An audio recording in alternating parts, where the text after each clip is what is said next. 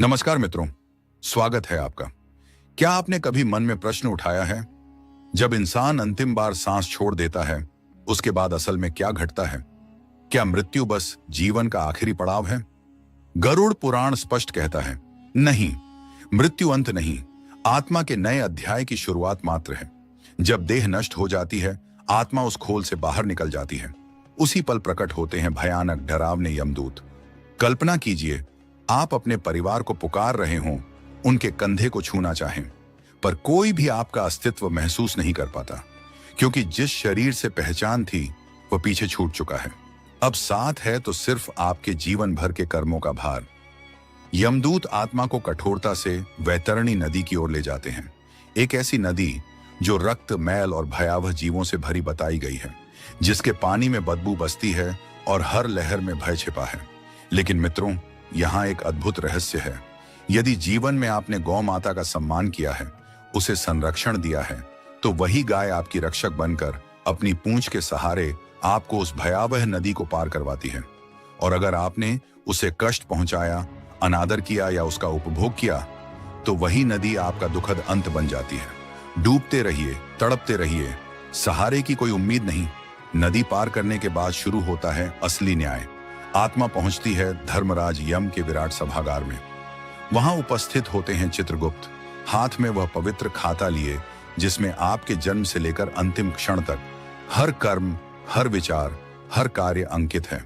सोचिए, जब आपके पाप पुण्य खुले पन्नों की तरह सामने रख दिए जाएंगे, तो मनस्थिति कैसी होगी? यदि कर्म श्रेष्ठ हो, मार्ग खुलता है स्वर्ग के आनंद लोक की ओर, और यदि जीवन छल, अत्याचार, पाप से भरा हो, तो प्रतीक्षा करती है नरक के द्वार। काला विशाल दरवाजा खुलता है और आत्मा प्रवेश करती है भयावह मार्ग पर, जिसे गरुड़ पुराण में अनेक नरकों के रूप में वर्णित किया गया है। इनमें से 18 नरक प्रमुख माने जाते हैं।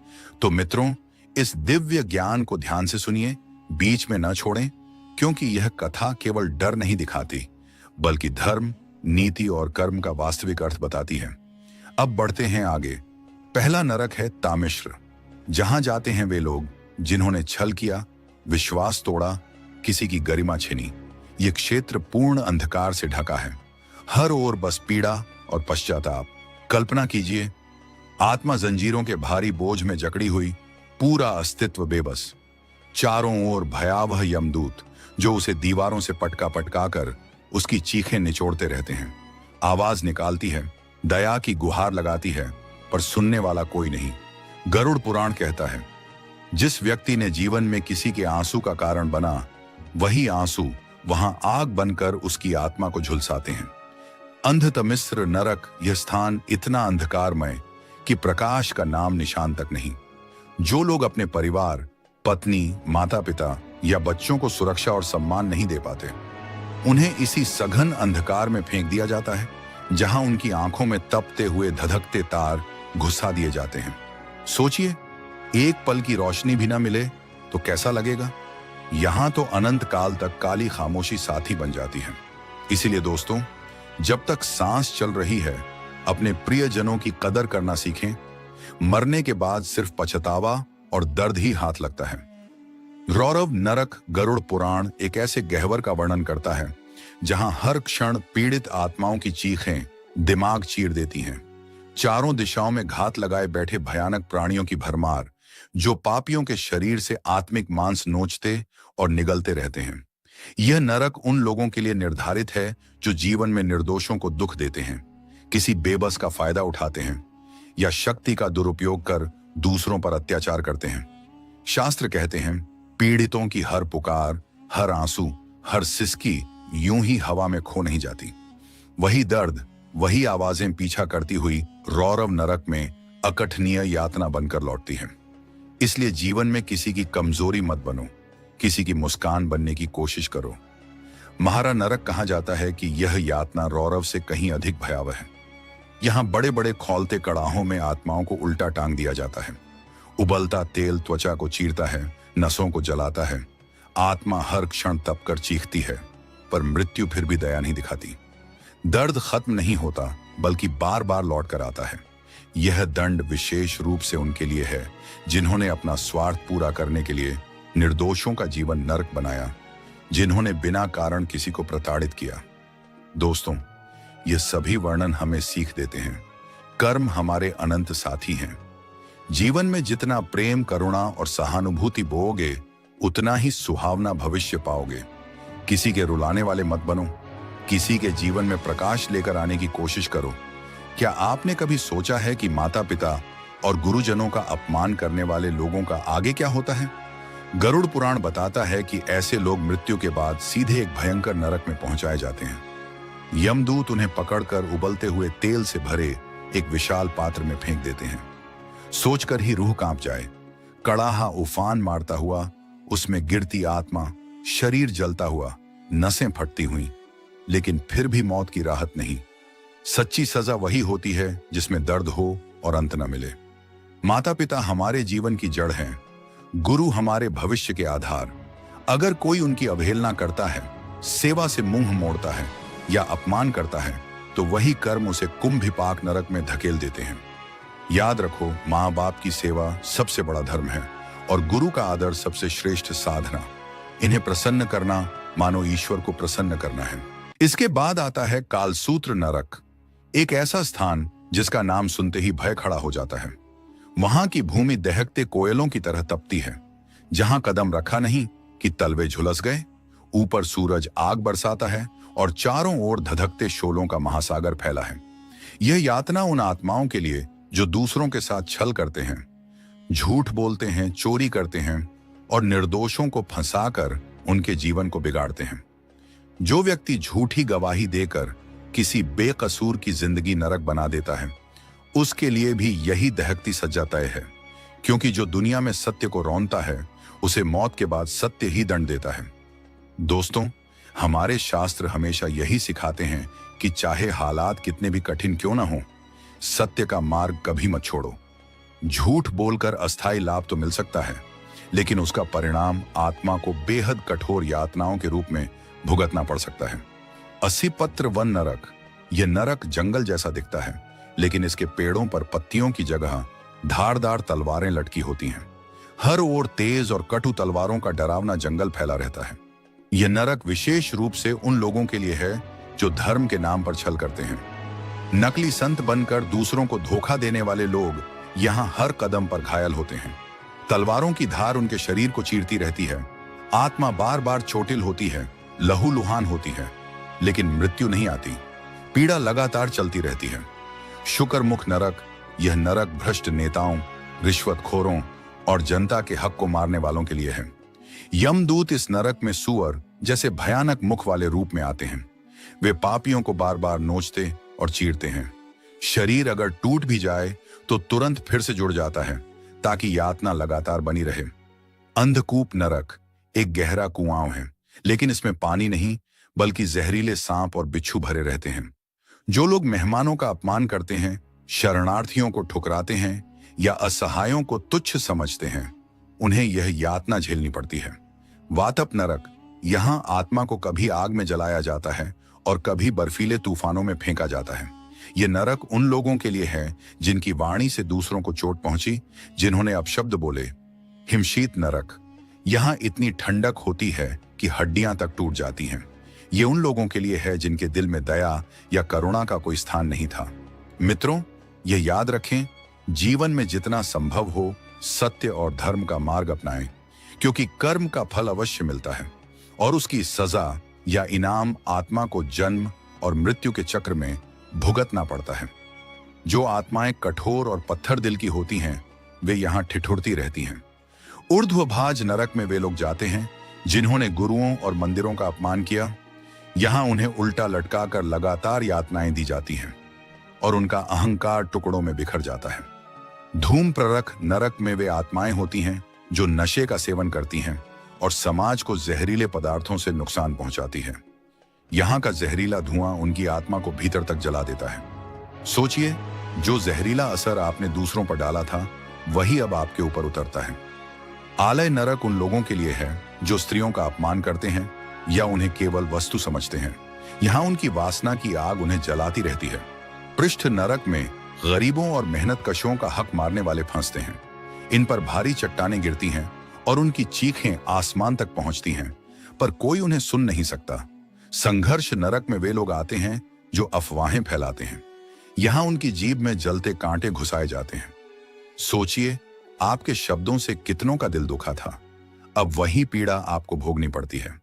तपन और महातपन नरक में अग्नि की पीड़ा अत्यंत होती है। जो लोग धर्म गुरुओं और तपस्वियों को सताते हैं वे लगातार जलते रहते हैं। त्वचा गलती है, नसें फटती हैं, पर मृत्यु नहीं आती।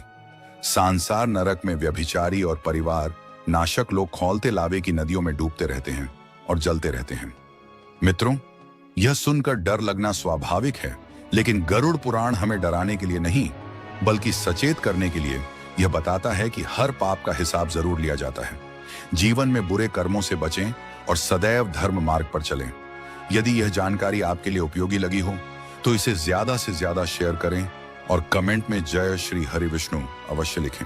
पहला चिरंजीवी भगवान परशुराम को श्री विष्णु का छठा अवतार माना जाता है। उनका जन्म महर्षि जमदग्नि और माता रेणुका के आश्रम में हुआ था। परशुराम नाम का अर्थ है परशु यानी कुल्हाड़ी धारण करने वाले राम। हालांकि उनका जन्म ब्राह्मण कुल में हुआ, लेकिन उनका जीवन क्षत्रिय धर्म और अधर्म के संघर्ष का प्रतीक बन गया। जब उनके पिता आशी जमदग्नि का अपमान और वध हुआ, तब परशुराम ने अन्याय के विरुद्ध एक भयानक संकल्प लिया। उन्होंने प्रण किया कि धरती को अत्याचारी और अहंकारी क्षत्रियों से मुक्त करेंगे। कहा जाता है कि इस संकल्प को पूरा करने के लिए परशुराम ने 21 बार पृथ्वी को क्षत्रिय विहीन किया। उनका जीवन शक्ति प्रदर्शन के लिए नहीं बल्कि अधर्म के विनाश के लिए समर्पित था। उनके इस तप, त्याग और धर्मनिष्ठा से प्रसन्न होकर महादेव शिव ने उन्हें चिरंजीविता का वरदान दिया। मान्यता है कि भगवान परशुराम आज भी जीवित हैं और गुप्त रूप से धरती पर विचरण करते हैं। दूसरा चिरंजीवी अश्वत्थामा, महाभारत का सबसे रहस्यमय और विवादित पात्र अश्वत्थामा। वे न केवल एक महान योद्धा थे बल्कि अद्भुत शक्तियों और गहन ज्ञान के स्वामी भी थे। अश्वत्थामा गुरु द्रोणाचार्य के पुत्र थे। जन्म से ही उनके माथे पर मणि थी जो उन्हें अपार बल और रोग मुक्त जीवन प्रदान करती थी। लेकिन उनकी कहानी केवल वीरता की नहीं है, यह कहानी है श्राप, अमृता और अंतहीन पीड़ा की। महाभारत युद्ध के अंतिम चरण में क्रोध और प्रतिशोध से अंधे होकर अश्वत्थामा ने ऐसा अपराध कर दिया जिसे क्षमा नहीं किया जा सका। परिणाम स्वरूप भगवान श्री कृष्ण ने उन्हें अमृता का नहीं बल्कि अमर पीड़ा का श्राप दिया। उन्हें मृत्यु से वंचित कर दिया गया, लेकिन शांति, सम्मान और मुक्ति सब छीन ली गई। कहा जाता है कि अश्वत्थामा आज भी धरती पर भटक रहे हैं, अपने अपराधों का दंड अनंत समय तक भुगतते हुए। द्रोणाचार्य के पुत्र अश्वत्थामा को बचपन से ही एक असाधारण योद्धा माना जाता था। कौरवों और पांडवों के साथ उन्होंने भी अपने पिता से युद्ध की लगभग सभी विद्याएं सीखी थीं। लेकिन द्रोण ने अपने पुत्र को एक ऐसा दिव्य अस्त्र सिखाया जिसका ज्ञान उन्होंने अपने सबसे प्रिय शिष्य अर्जुन तक को नहीं दिया, नारायणास्त्र।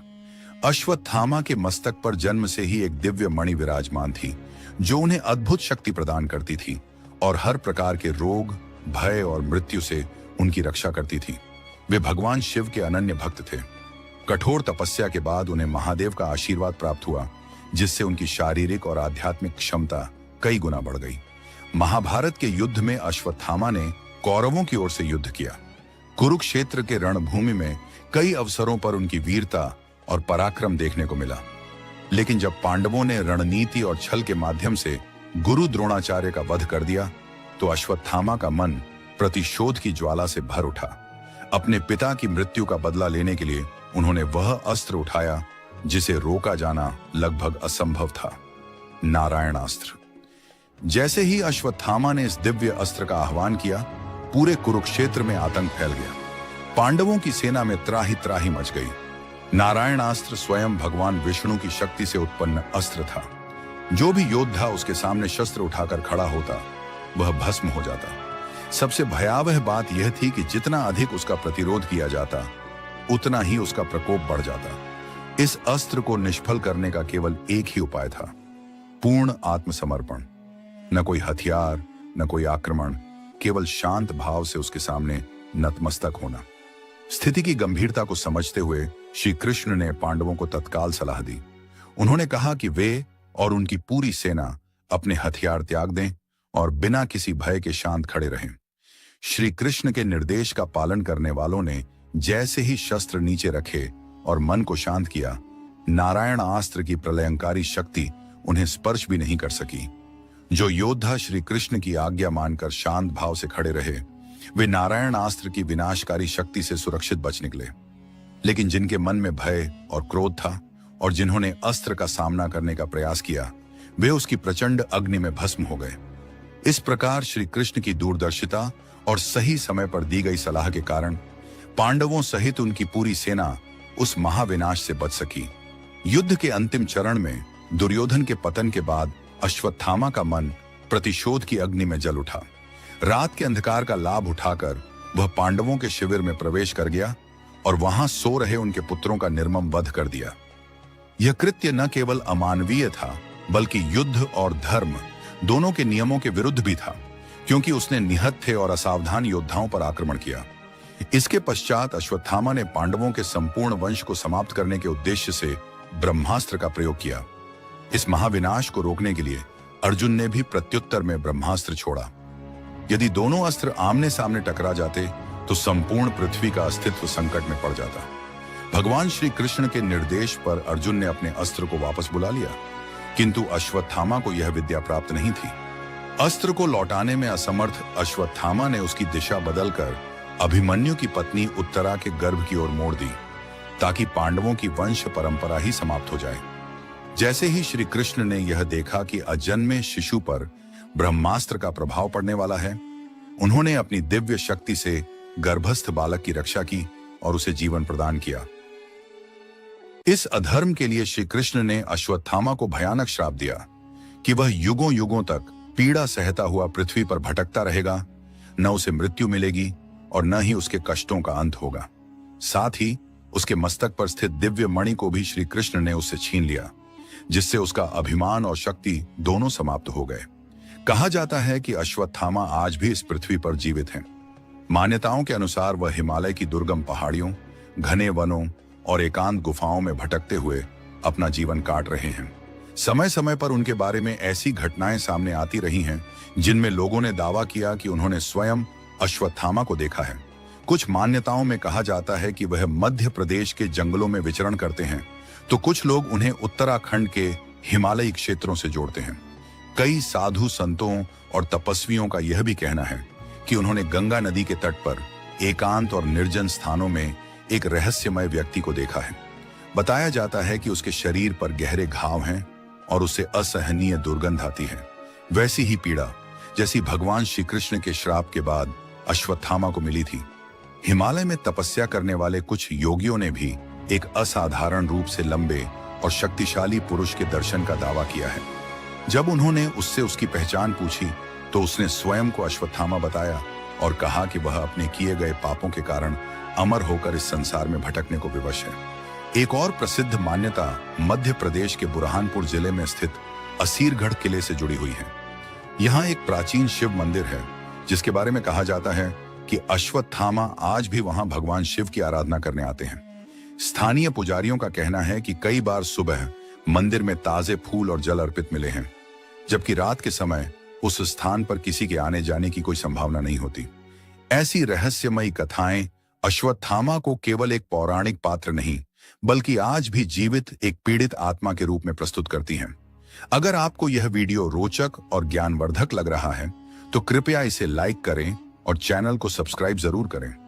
आपका यह छोटा सा सहयोग हमें ऐसे और रोचक वीडियो लाने की प्रेरणा देता है। अब बात करते हैं 7 चिरंजीवियों में गिने जाने वाले तीसरे महान योद्धा कृपाचार्य की। कृपाचार्य के पिता का नाम शरद्वान और माता का नाम जनपदी था। उनका जन्म एक अत्यंत अद्भुत और असामान्य घटना से जुड़ा हुआ था। कथा के अनुसार जब महर्षि शरद्वान गहन तप में लीन थे, तब देवराज इंद्र को उनकी तपस्या से भय हुआ। तप भंग करने के उद्देश्य से इंद्र ने एक अप्सरा को भेजा।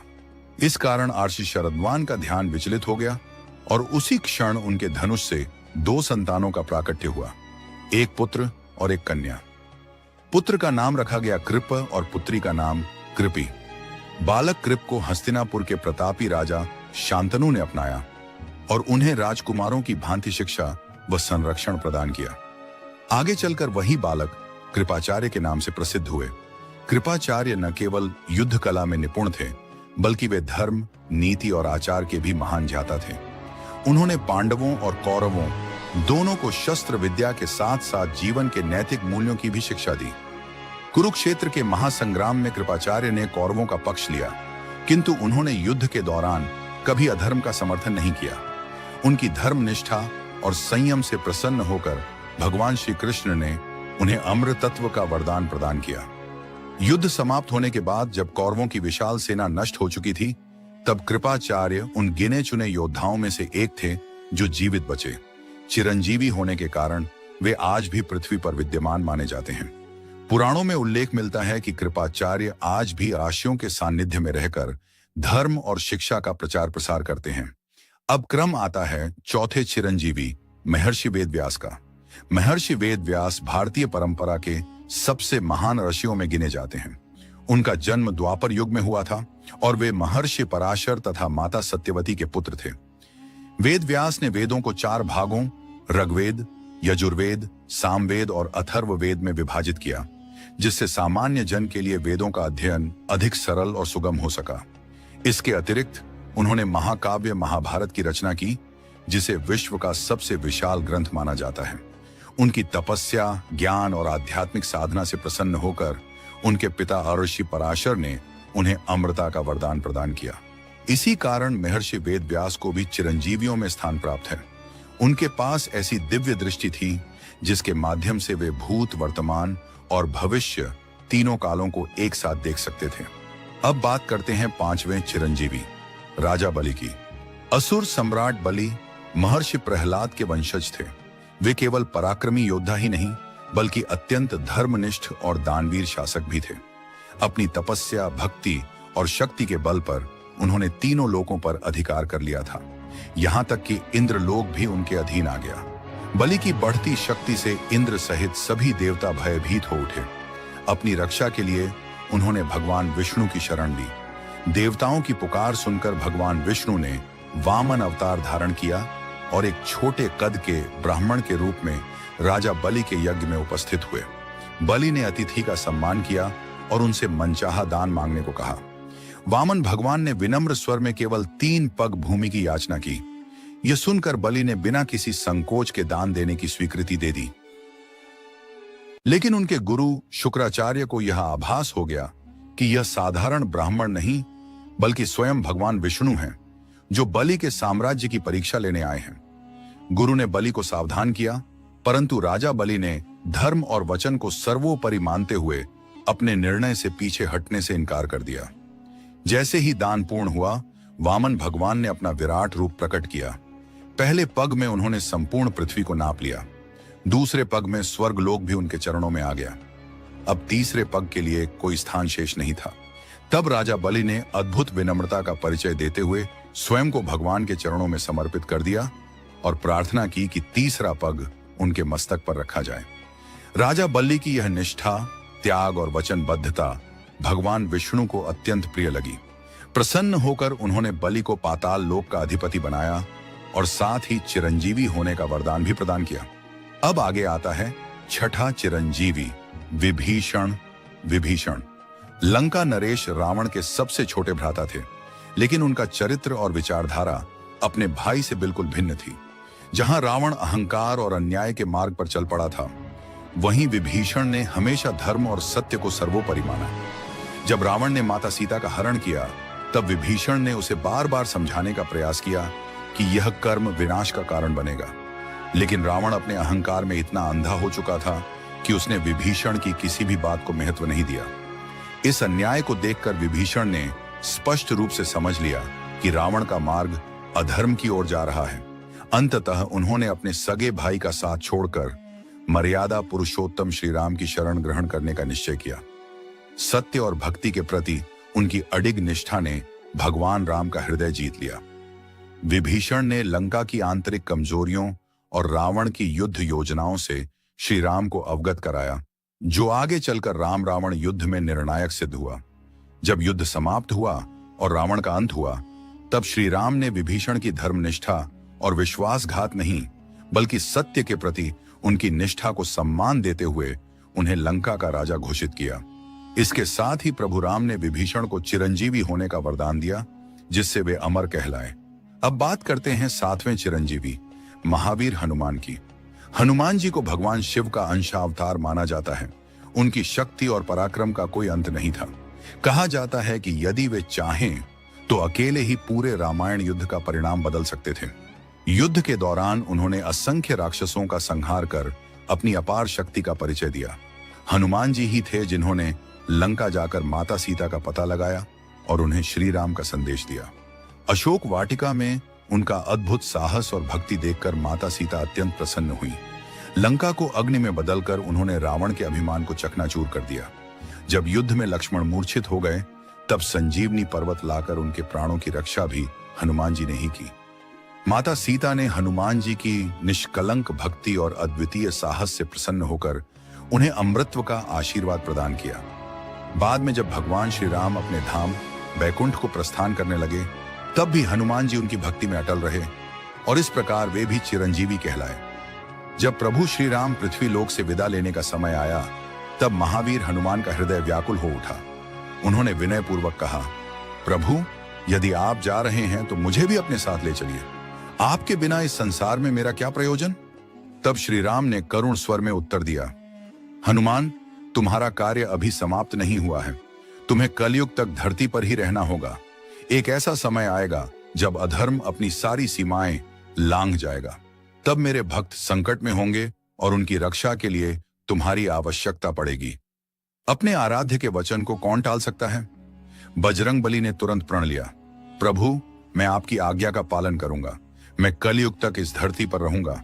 जहां जहां आपके नाम का स्मरण होगा, वहां मैं उसी क्षण उपस्थित हो जाऊंगा। अयोध्या मेरी आत्मा होगी और आपके भक्तों की रक्षा ही मेरा परम धर्म। मान्यता है कि हनुमान जी आज भी हिमालय की दिव्य श्रृंखलाओं में स्थित गंधमादन पर्वत के आसपास निवास करते हैं। परंतु सच यह भी है कि जहां कहीं राम नाम की गूंज होती है, वहां वे अदृश्य रूप से पहुंचकर अपने भक्तों को संबल देते हैं। कलयुग के अंतिम चरण में जब अधर्म अपने चरम पर होगा, तब भगवान विष्णु कल की अवतार धारण कर धरती पर अवतरित होंगे। उस समय ये सातों चिरंजीवी कली पुरुष का अंत करने में भगवान कल्कि के सहायक बनेंगे और धर्म की पुनः स्थापना करेंगे। आज दुर्भाग्यवश बहुत से लोग अपने सनातन धर्म की जड़ों से दूर होते जा रहे हैं। इसी कारण हमारा उद्देश्य है सनातन के शाश्वत ज्ञान को हर व्यक्ति तक पहुंचाना। इस धर्म यात्रा में हमारा साथ दें। चैनल को सब्सक्राइब करें ताकि ऐसी दिव्य और दुर्लभ जानकारियां आप तक निरंतर पहुंचती रहें। और कमेंट में जय बजरंगबली अवश्य लिखें ताकि पवन पुत्र हनुमान की कृपा सदा आप और आपके परिवार पर बनी रहे। करीब 5000 वर्ष पहले अथाह समुद्र के बीचों बीच एक अद्भुत महानगर अस्तित्व में था। कहा जाता है कि वहां 9 लाख से भी अधिक भव्य महल खड़े थे। महल जिनकी दीवारें सोने, हीरे और अनमोल रत्नों से सजाई गई थीं। उसकी संपन्नता और वैभव इतने विशाल थे कि आज के आधुनिक शहर भी उसके सामने फीके पड़ जाएं। लेकिन एक दिन ऐसा आया जब यह शानदार नगरी पल भर में लहरों के नीचे गायब हो गई, मानो अस्तित्व ही मिट गया हो। समय आगे बढ़ता है और पहुंचता है वर्ष 1983 में। गुजरात के ओखा तट पर अरब सागर की लहरें उस दिन कुछ अलग ही बेचैनी लिए तट से टकरा रही थीं। भारतीय पुरातत्व विभाग की एक टीम गोताखोरी के उपकरणों से सुसज्जित समुद्र की सतह पर खड़ी थी। किसी को अंदाजा नहीं था कि कुछ ही मिनट बाद उन्हें ऐसा दृश्य दिखने वाला है जिसे देखकर इतिहास की किताबों पर लिखा बहुत कुछ बदल जाएगा। गोताखोर जैसे ही समुद्र की गहराइयों में उतरे, रेत और चट्टानों के बीच उन्हें कुछ असामान्य दिखाई दिया। कुछ ऐसा जो किसी प्राचीन सभ्यता की मौन कहानी सुना रहा था। उनके हाथ पांव रुक गए और दिल की धड़कनें तेज हो गईं। सामने जो नजारा था उसने एक अनगिनत पुराना सवाल फिर से जगा दिया। क्या वास्तव में समुद्र की तह में एक पूरा नगर छिपा है? क्या यह वही नगरी हो सकती है जिसका वर्णन प्राचीन ग्रंथों में मिलता है? नीचे दिख रही संरचनाएं असाधारण थीं। विशाल शिलाखंड, ऊंची दीवारें और ऐसी बारीक कारीगरी मानो किसी महान वास्तुकार ने समुद्र की गोद में एक दिव्य शहर रच दिया हो। यह कोई साधारण अवशेष नहीं थे। यह थी भगवान श्री कृष्ण की प्राचीन समुद्र में विलीन हो चुकी द्वारका। हजारों वर्षों से रामायण और महाभारत जैसे पवित्र ग्रंथों में वर्णित कथाओं को अक्सर लोग सिर्फ दंत कथाएं या लोक कथाएं मानते आए थे। उन्हीं कथाओं में एक अद्भुत नगर द्वारका का भी उल्लेख मिलता है, जिसे लंबे समय तक कल्पना की उपज समझा जाता रहा। लेकिन वर्ष 1983 में जब डोनाल्ड एस.आर. मोनराव और उनकी टीम ने समुद्र की गहराइयों में उतरकर इस प्राचीन नगरी के साक्ष्य खोज निकाले, तो कई लोगों की धारणाएं पलट गईं। राव द्वारा किए गए विस्तृत पुरातात्विक अध्ययन और निरंतर अनुसंधान के आधार पर यह निष्कर्ष निकाला गया कि पानी के भीतर मिलने वाले अवशेष वही पौराणिक द्वारका के हैं जिसका उल्लेख महाभारत और हरिवंश पुराण में मिलता है। लेकिन प्रश्न यह उठता है, ऐसा क्या घटित हुआ कि समृद्धि और वैभव से भरपूर यह भव्य नगर देखते ही देखते समुद्र की लहरों के नीचे समा गया? और जब वैज्ञानिकों ने इसकी खोज शुरू की तो उन्हें ऐसी कौन सी चीजें मिली जिसने पूरे शोध समुदाय को हैरानी में डाल दिया? आज की इस डॉक्यूमेंट्री में हम जानेंगे उस दिव्य नगरी की कहानी जिसे समुद्र की लहरें भी रोक नहीं पाती थी, उस श्राप के रहस्य को जिसके बारे में कहा जाता है कि उसकी प्रतिध्वनि स्वर्ग तक सुनाई दी थी, और उस ऐतिहासिक खोज के पूरे सच को जिसने सदियों से मिथ कहे जाने वाले द्वारका को वास्तविकता की धरती या कहिए समुद्र पर ला खड़ा किया। हम समझेंगे कि कैसे डॉ.एस.आर. राव और उनकी टीम ने समुद्री तल में मौजूद धूल, रेत और धाराओं के बीच रास्ता बनाते हुए उस प्राचीन नगर के प्रमाण इकट्ठे किए, और यह भी देखेंगे कि आधुनिक विज्ञान ने कैसे समुद्र के भीतर हजारों वर्ष पुराने स्तंभ, दीवारों और निर्माण संरचनाओं को पहचानकर द्वारका के अस्तित्व को फिर सिद्ध किया। लंगर, मूर्तियां और अनेक कलाकृतियां समुद्र तल से मिली, और उनकी तिथियां आश्चर्यजनक रूप से महाभारत काल से मेल खाती हैं। तो आइए चलते हैं एक ऐसे सफर पर जहां पुराणों की कथाएं, पुरातत्व की खोजें और आधुनिक विज्ञान एक साथ मिलकर उस नगर की दास्तान उजागर करते हैं। वह नगरी जो कभी स्वर्णिम थी, फिर अभिशप्त हुई और अंत में समंदर की लहरों में विलीन हो गई। लेकिन आगे बढ़ने से पहले अगर अब तक का वीडियो आपको रोचक लग रहा है तो लाइक जरूर करें और नीचे कमेंट में हरे कृष्णा लिखकर अपनी श्रद्धा प्रकट करें। विद्वानों द्वारा किए गए लंबे शोध के आधार पर यह निष्कर्ष निकाला गया कि जलमग्न अवशेष वास्तव में वही द्वारका हैं जिनका वर्णन महाभारत में मिलता है। बहुत समय पहले जब मथुरा में कंस का अत्याचार चरम सीमा पर था, तब श्री कृष्ण ने उसे पराजित कर नगरवासियों को उसके अत्याचारों से मुक्ति दिलाई। कंस का अंत होने के बाद कृष्ण मथुरा में ही रहने लगे, लेकिन कंस का ससुर जरासंध इस घटना से क्रोधित होकर मथुरा पर लगभग 17 बार आक्रमण करने आया। हर बार विजय कृष्ण की ही हुई, मगर लगातार होने वाले हमलों से नगरवासियों की शांति भंग हो रही थी। इसी कारण श्री कृष्ण ने मथुरा छोड़ने का निर्णय लिया, और यही फैसला बना एक अद्भुत अतुलनीय नगर की स्थापना का आधार, जिसका नाम था द्वारका। कृष्ण समुद्र तट पर पहुंचे और समुद्र देव से प्रार्थना की, हे वरुण देव, मेरी प्रजा के लिए एक सुरक्षित स्थान प्रदान करें। मुझे ऐसी भूमि दें जहां मैं एक नई शांतिपूर्ण नगरी बसाकर अपने लोगों को आश्रय दे सकूं। वरुण देव ने प्रसन्न होकर समुद्र के भीतर से लगभग 12 योजन अर्थात करीब 153 किलोमीटर भूमि देने का वरदान दिया। इसके बाद भगवान विश्वकर्मा, देवताओं के दिव्य शिल्पकार, को इस नई नगरी की रचना का कार्य सौंपा गया। समय के महान कलाकारों में से एक को उस अद्भुत नगरी 12 योजन अर्थात करीब 143 किलोमीटर भूमि देने का वरदान दिया। इसके बाद भगवान विश्वकर्मा, देवताओं के दिव्य शिल्पकार को इस नई नगरी की रचना का कार्य सौंपा गया। समय के महान कलाकारों में से एक को उस अद्भुत नगरी के निर्माण की जिम्मेदारी सौंपी गई।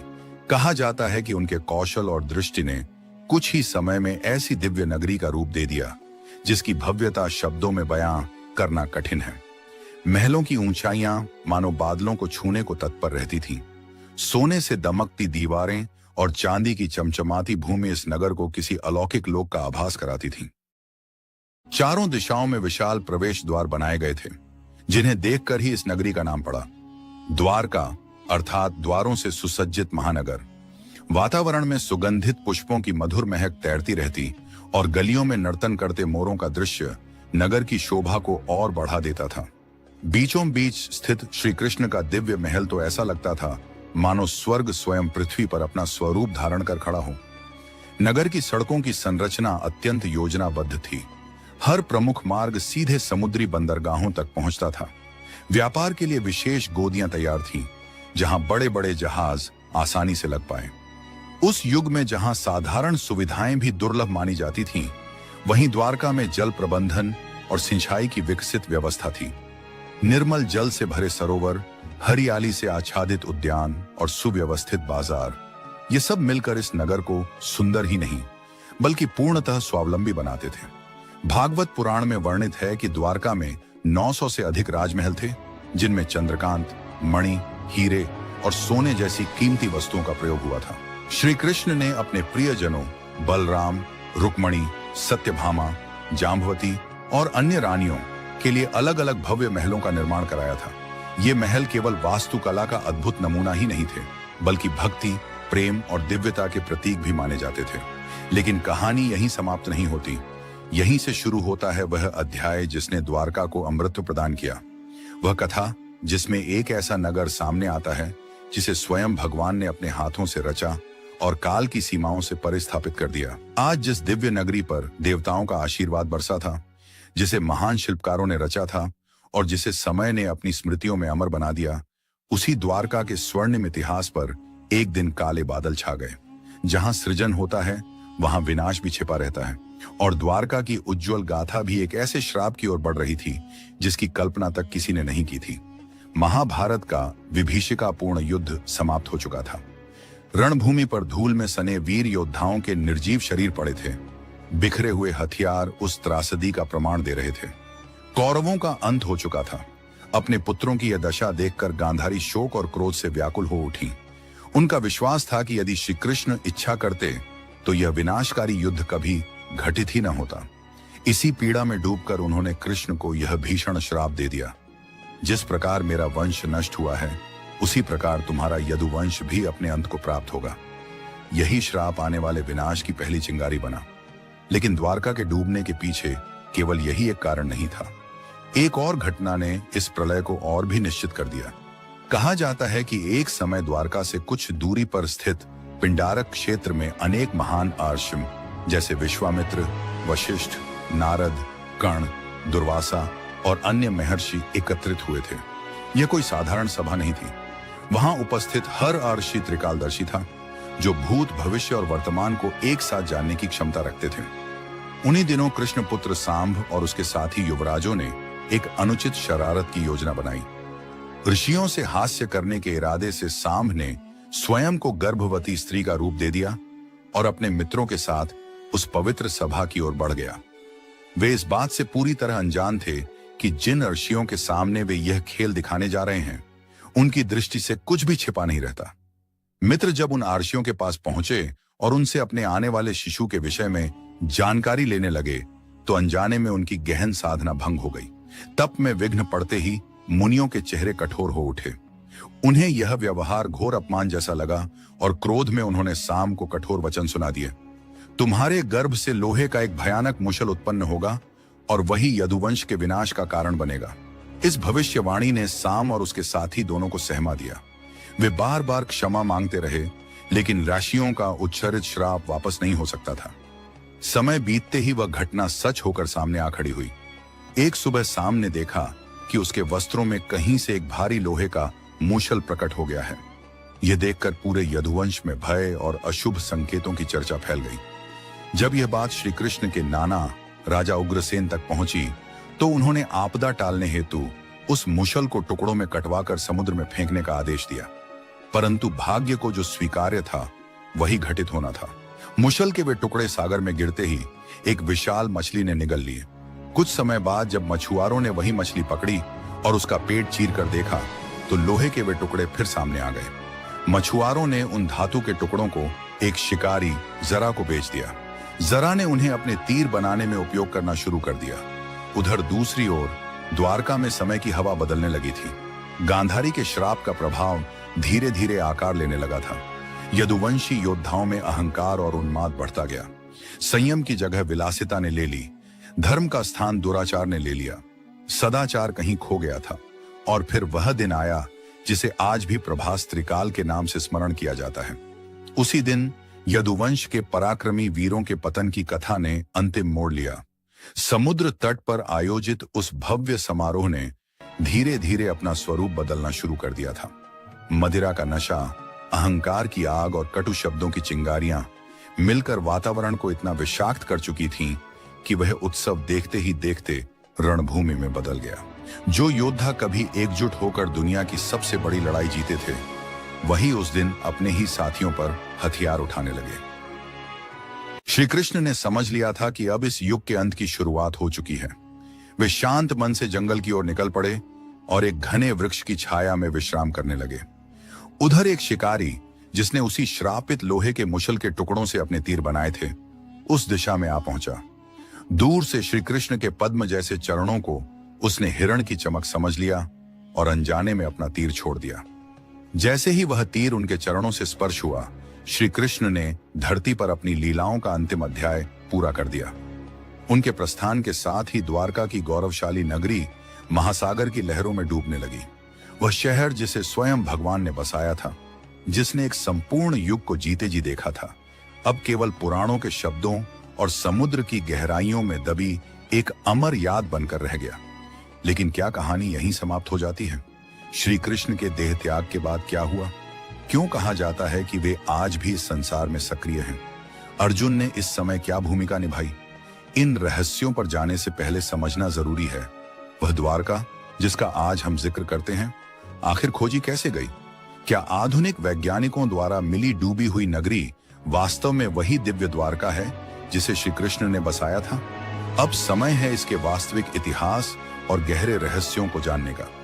लेकिन आगे बढ़ने से पहले, यदि आपको यह वीडियो ज्ञानवर्धक लगे तो इसे अपने नजदीकी लोगों, दोस्तों, रिश्तेदारों और अन्य श्रद्धालुओं के साथ जरूर साझा करें। लंबे समय तक द्वारका को केवल धार्मिक ग्रंथों में वर्णित एक दिव्य नगरी के रूप में ही देखा जाता रहा। श्रीमद् भागवत, विष्णु पुराण, हरिवंश पुराण और महाभारत में इसके अद्भुत वर्णन अवश्य मिलते थे।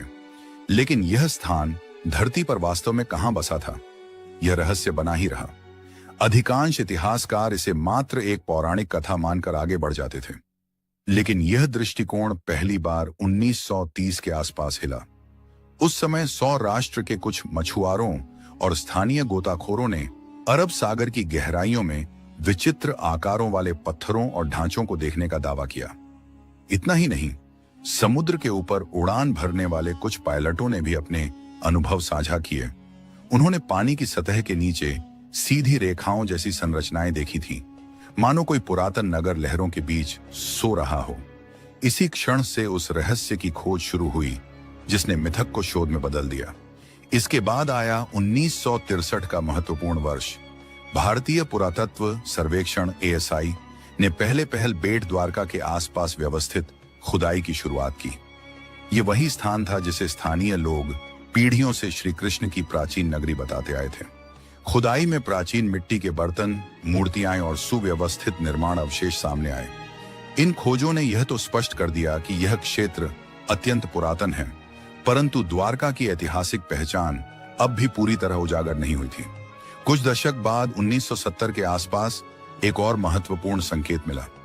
जामनगर के सरकारी अभिलेखों में एक पुराने दस्तावेज का जिक्र सामने आया, जिसने खोजकर्ताओं को और गहराई से जांच की ओर प्रेरित किया, और यहीं से द्वारका की कहानी शोधकर्ताओं के लिए और भी रोचक बन गई।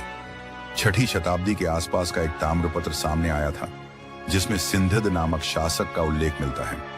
इस अभिलेख की सबसे खास बात यह थी कि इसमें स्पष्ट रूप से दर्ज था, यह भूमि वही है जहां भगवान श्री कृष्ण ने निवास किया था। यह पहला ऐसा ऐतिहासिक प्रमाण बना जिसने धर्म और इतिहास को एक ही पंक्ति में खड़ा कर दिया।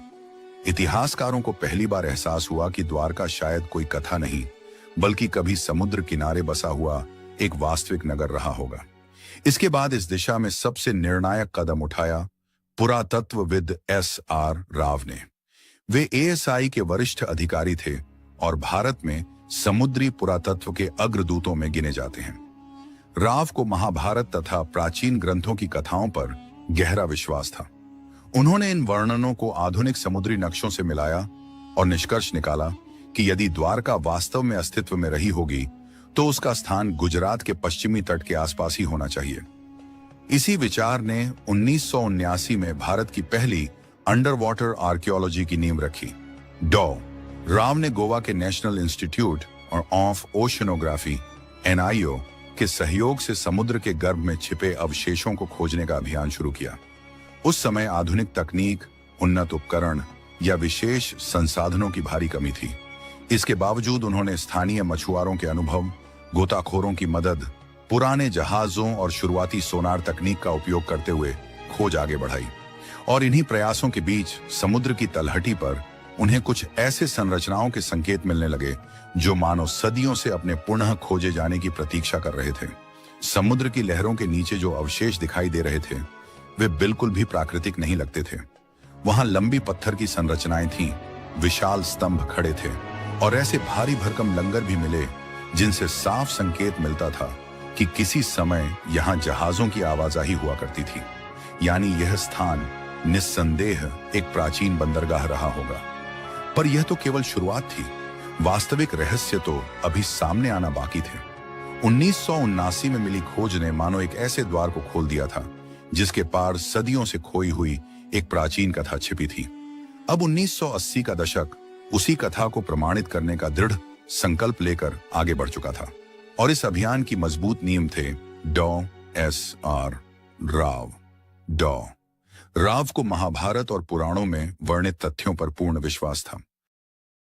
उन्होंने इन ग्रंथों में दर्ज मार्गों, विवरणों और भौगोलिक संकेतों को गहराई से परखा और फिर उन्हें आधुनिक समुद्री मानचित्रों से मिलाया। उन्हें पूरा यकीन था कि श्री कृष्ण की वह स्वर्णिम नगरी, जिसे लोग केवल कल्पना मानते आए थे, अरब सागर की लहरों के नीचे कहीं ना कहीं आज भी दबी हुई है। लेकिन यह खोज अभियान आसान नहीं था। उस समय भारत में समुद्री पुरातत्व लगभग अनजाना क्षेत्र था। ना पर्याप्त फंडिंग, ना तकनीकी साधन और ना ही वैज्ञानिक समुदाय का भरोसा कि पानी के भीतर एक पूरा नगर छिपा हो सकता है। बहुतों ने इसे धार्मिक उत्साह का परिणाम एक बताकर नकार दिया। उन्होंने सवाल उठाया, पौराणिक कथाओं को इतिहास से जोड़ने का क्या अर्थ? फिर भी डॉ राव ने कदम नहीं रोके। उनके संकल्प ने ही इस खोई हुई कहानी को सामने लाने की नींव रखी। लोग चाहे जितना संदेह जताते रहे हों, लेकिन डॉ SR राव ने हिम्मत नहीं हारी। ASI और गोवा के नेशनल इंस्टीट्यूट ऑफ ओशनोग्राफी के सहयोग से उन्होंने समुद्र में एक बड़ा खोज अभियान शुरू कर दिया। नेवी के अनुभवी गोताखोर भी इस मिशन का हिस्सा बने। पर असली लड़ाई सिर्फ अविश्वास से नहीं थी। सबसे कठिन चुनौती थी उस समय की सीमित तकनीक। आज जैसी आधुनिक सोनार मशीनें या पानी के भीतर काम करने वाले रोबोट तब मौजूद ही नहीं थे। गोताखोरों को समुद्र की तली को अपने हाथों से टटोलकर सुराग ढूंढने पड़ते थे। सोचिए, 1980 के दशक में बिना उन्नत उपकरणों के समुद्र में उतरकर खुदाई करना कितना जोखिम भरा काम रहा होगा। इसके लिए पुरातत्वविदों, डाइविंग विशेषज्ञों, समुद्र विज्ञानियों, पानी के भीतर तस्वीरें खींचने वाले फोटोग्राफरों, इतिहासकारों, भूवैज्ञानिकों और कई तकनीकी विशेषज्ञों की एक विशाल टीम की आवश्यकता थी। इतनी बड़ी टीम तैयार करना और उसे लगातार सक्रिय रखना किसी भी तरह आसान नहीं था। फंड की हालत तो और भी खराब थी। स्थिति यह थी कि राव ने कई बार अपनी जेब से टीम के भोजन तक का इंतजाम किया। करीब 800 रुपए की मामूली रकम और कुछ छोटे छोटे अनुदानों को जोड़कर ही उन्होंने इस अभियान की नींव रखी थी। वह लगातार कोशिश कर रहे थे कि देश में एक स्थायी समुद्री पुरातत्व इकाई बनाई जाए, लेकिन यह काम भी उतना सरल नहीं था। 1983 से 1992 लगभग 9 वर्षों के दौरान राव की टीम ने 12 बार समुद्र में जाकर अन्वेषण किया। बेअद द्वारका और उसके आसपास के क्षेत्रों को केंद्र में रखते हुए खुदाई की गई और फिर एक एक करके ऐसे प्रमाण मिलना शुरू हुए जिनसे न सिर्फ भारत के प्राचीन इतिहास की तस्वीर बदलने लगी, बल्कि कई स्थापित धारणाएं भी हिलने लगी। गोताखोरों ने जब लगभग 30 मीटर गहराई में जाकर समुद्र तल की जांच की तो ऐसा खोज सामने आई जिसने न सिर्फ भारत बल्कि पूरी दुनिया को चौंका दिया।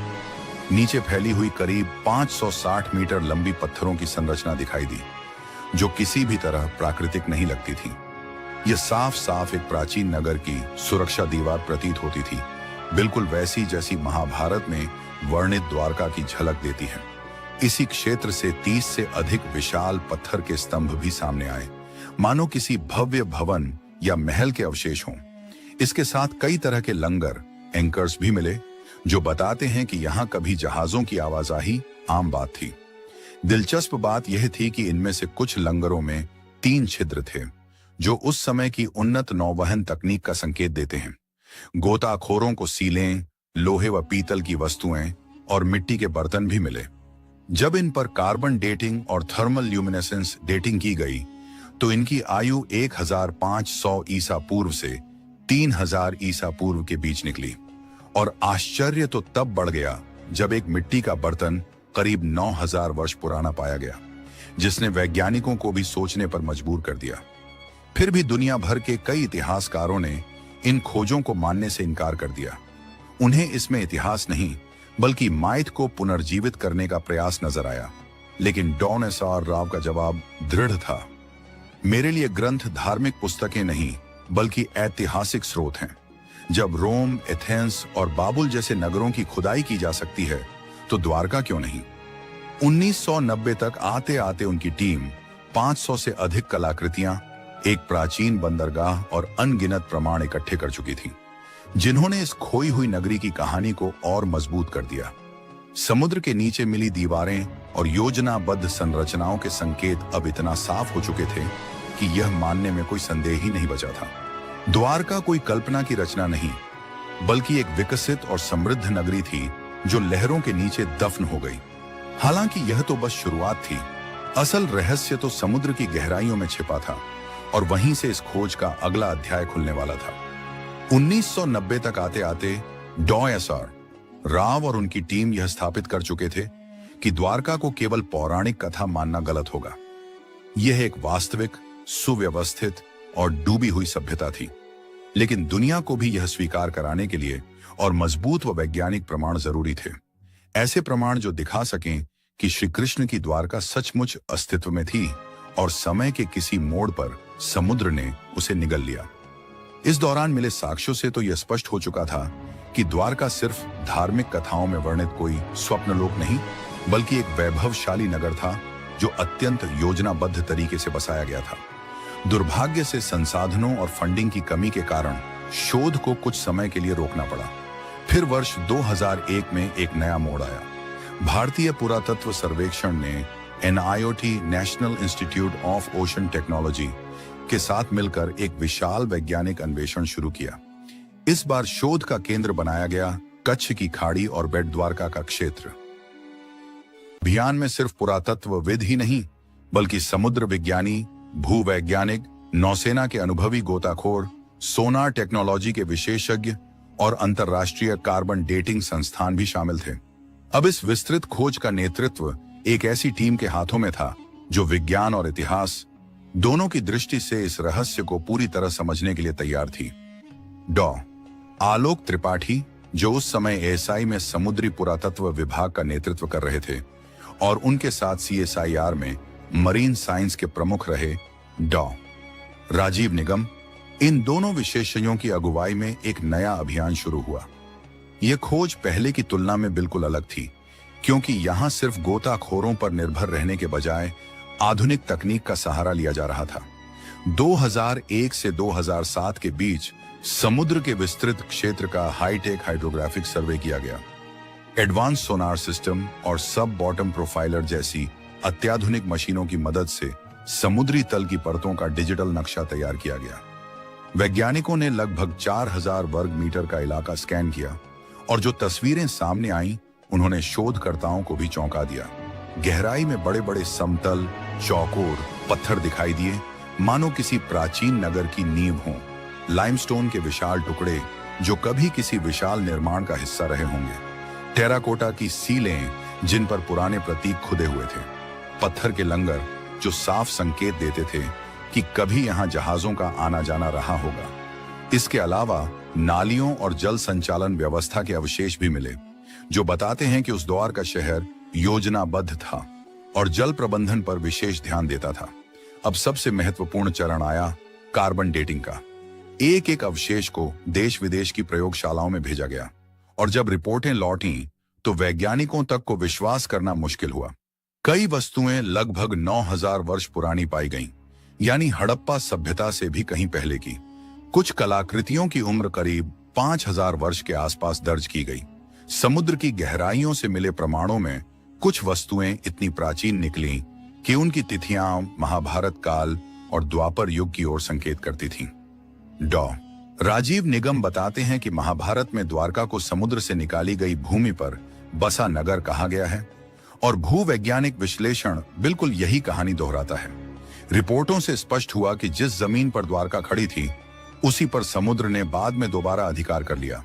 सोनार मैपिंग से एक और चौंकाने वाला तथ्य सामने आया। समुद्र का स्तर सदियों में धीरे धीरे बढ़ता गया और इसी कारण मंदिरों व घरों की स्थिति क्रमशः तटरेखा की ओर सरकती चली गई। यानी डूबना अचानक नहीं हुआ, बल्कि एक दीर्घकालिक और धीमी प्रक्रिया थी। एएसआई के निदेशक ए.के. सिन्हा का कहना था कि भूमि और समुद्र दोनों स्थानों से प्राप्त ढांचों का डिजाइन, आकार और कारीगरी इतनी समान है कि स्पष्ट समझ आता है कि ये सब एक ही कालखंड और संस्कृति से जुड़े थे। फिर वर्ष 2007 आया, जब भारतीय नौसेना और एएसआई ने मिलकर तीसरा व अब तक का सबसे बड़ा समुद्री उत्खनन अभियान शुरू किया। पंचकुई बीच के आसपास शुरू हुई इस खोज में करीब 2 नॉटिकल मील तक फैले प्राचीन मंदिरों की दीवारें, किसी भव्य महल के अवशेष और सुदृढ़ जल निकासी तंत्र मिले। इसी चरण में पहली बार अंतर्राष्ट्रीय समुदाय ने स्वीकार किया कि द्वारका कोई मिथकीय कल्पना नहीं, ये एक वास्तविक नगरी थी, एक सुव्यवस्थित सभ्यता जो अंततः समुद्र में विलीन हो गई। लेकिन इससे भी बड़ा प्रश्न अब भी सामने खड़ा है, आखिर द्वारका डूबी क्यों? धार्मिक कथाओं से इसका उत्तर हम सुन चुके हैं, पर वैज्ञानिक दृष्टिकोण क्या कहता है और आज की आधुनिक द्वारका अपनी प्राचीन विरासत को किस रूप में संजोए हुए है? इन पहेलियों के जवाब आपको अगले हिस्से में मिलने वाले हैं और यकीन मानिए आगे की जानकारी आपको सचमुच अचंभित कर देगी। 2007 के समुद्री अभियानों ने यह साफ बता दिया था कि लहरों के नीचे केवल बिखरे हुए पत्थर नहीं, बल्कि एक व्यवस्थित और समृद्ध प्राचीन नगर छिपा हुआ था। लेकिन एक पहेली अब भी अनसुलझी थी, आखिर यह शहर डूबा क्यों? क्या वास्तव में कोई पौराणिक श्राप सक्रिय हुआ था या फिर इसके पीछे कोई प्राकृतिक शक्ति काम कर रही थी? इन सवालों का सच जानने के लिए शोधकर्ताओं ने समुद्र विज्ञान और भूगर्भीय अध्ययनों की ओर रुख किया। अब तक मिली संरचनाएं और अवशेष तो गवाही दे रहे थे, पर असली चुनौती थी समय की रेखा समझना, ये जानना कि उस काल में समुद्र के स्तर में ऐसा क्या बदलाव आया जिसने एक पूरे नगर को निगल लिया। इसी खोज की नींव बनी सी लेवल राइज थ्योरी। अमेरिका की SSCSM यूनिवर्सिटी के प्रोफेसर रेंस द्वारा किए गए एक विस्तृत अध्ययन में अरब सागर के जलस्तर को बीते 20,000 वर्षों के आंकड़ों के आधार पर जांचा गया था। इस शोध के अनुसार लगभग 9000 साल पहले, यानी करीब 11,000 वर्ष पूर्व, समुद्र का स्तर आज की तुलना में करीब 25 मीटर नीचे था। फिर 5000 ईसा पूर्व के आसपास समुद्र अचानक तेजी से ऊपर उठने लगा, इतना कि कई मीटरों की बढ़ोतरी कुछ ही समय में दर्ज की गई। वैज्ञानिकों का मानना है कि इस उतार चढ़ाव के पीछे किसी विशाल समुद्री घटना जैसे सुनामी या बड़े पैमाने की प्राकृतिक आपदा का हाथ रहा होगा। दिलचस्प बात यह है कि यह परिवर्तन सिर्फ अरब सागर तक सीमित नहीं था। जब इस डेटा की तुलना दुनिया के अन्य इलाकों से मिले समुद्री स्तर के रिकॉर्ड से की गई तो पता चला कि उसी काल में कैरिबियन, इंडोनेशिया और दक्षिण अमेरिका जैसे क्षेत्रों में भी बड़े पैमाने पर समुद्री उथल पुथल देखी गई थी। वैज्ञानिकों ने समुद्र तल में हलचल और सुनामी के संकेत पाए। इसका मतलब था कि यह घटना केवल भारत तक ही सीमित नहीं थी, बल्कि उसी समय दुनिया के कई हिस्सों में कुछ बड़ा घट रहा था। और ठीक इसी दौर में महाभारत की कथा के अनुसार श्री कृष्ण ने इस धरती का त्याग किया और कलयुग की शुरुआत हुई। सभी ऐतिहासिक और वैज्ञानिक प्रमाण अब एक ही दिशा में इशारा कर रहे थे। द्वारका का डूबना कोई काल्पनिक कथा नहीं, बल्कि एक वास्तविक ऐतिहासिक घटना थी। इसमें प्राकृतिक आपदा, समय की गति और शायद कर्मों की प्रतीकात्मक कहानी सभी एक साथ जुड़ी हुई नजर आती थी। फिर आया साल 2024, जब भारत सरकार ने इस रहस्य को दुनिया के सामने उजागर करने का निर्णय लिया।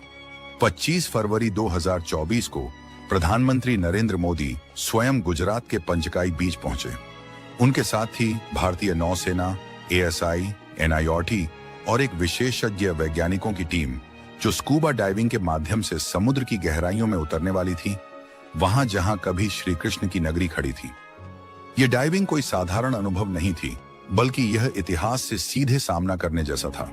जैसे ही प्रधानमंत्री ने समुद्र में कदम रखा, उन्होंने देखा कि पानी के भीतर पत्थरों के स्तंभ, लंगर, मंदिर की नींव और प्राचीन दीवारें अब भी मौजूद थीं।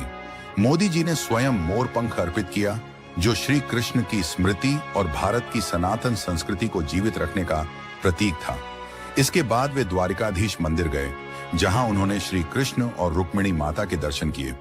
मंदिर की 52 गज ऊंची ध्वजा, जो प्रतिदिन 5 बार बदली जाती है, आज भी हवा में गर्व से लहरा रही थी, जैसे यह संकेत दे रही हो कि द्वारका का रहस्य अब दुनिया के सामने उजागर होने वाला है।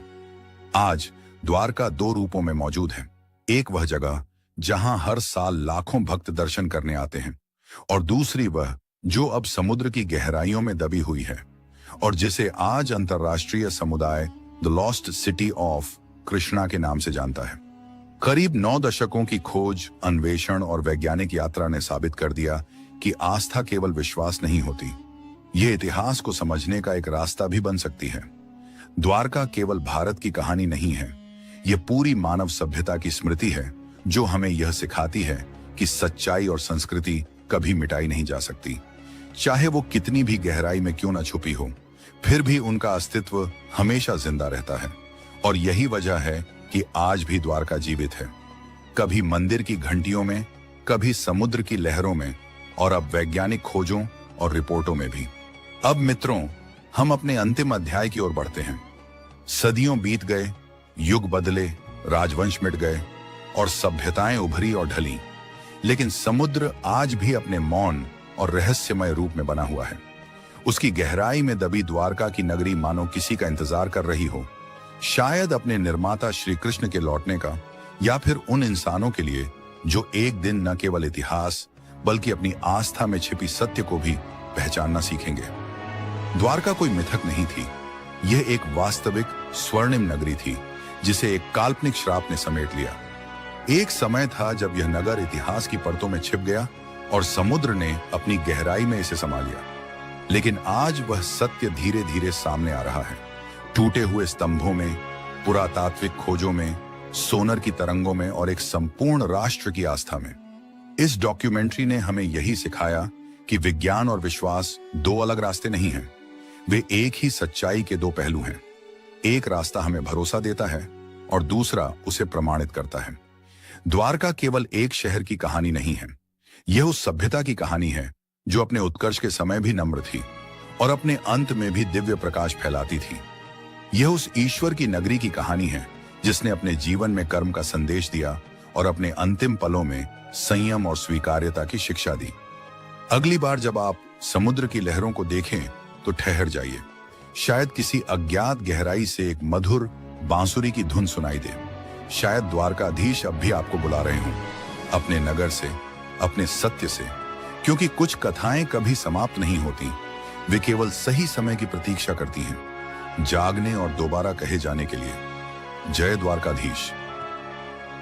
सोचिए, आप ऐसे प्राचीन मंदिर में प्रवेश करते हैं जहां मूर्ति केवल पत्थर की आकृति न होकर सजीव प्रतीत होती है, जहां देवी की आंखें मानो आपके हृदय के गुप्त भावों को पहचान लेती हैं और एक अदृश्य मुस्कान आपको भीतर तक छू जाती है।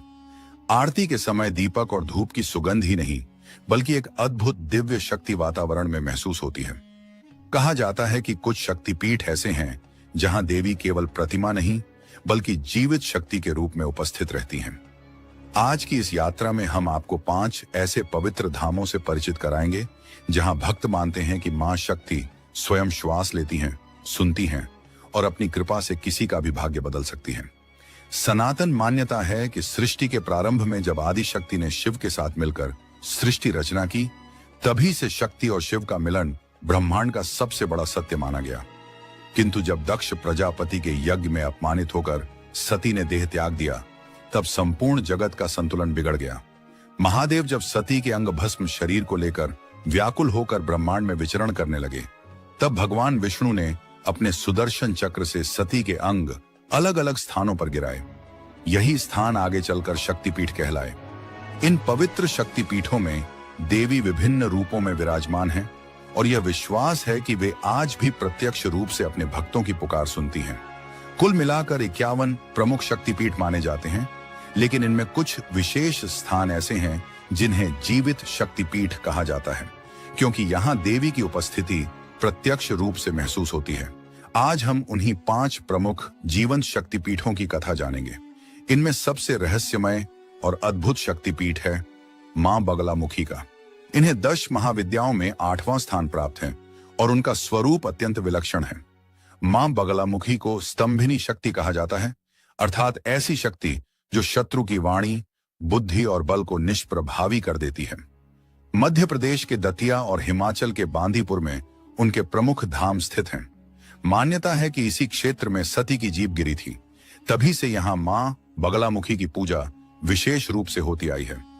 भक्त कहते हैं कि यहाँ देवी आज भी जीवित स्वरूप में विद्यमान है और सच्चे हृदय से जो उनकी साधना करता है उसकी रक्षा स्वयं माता करती हैं।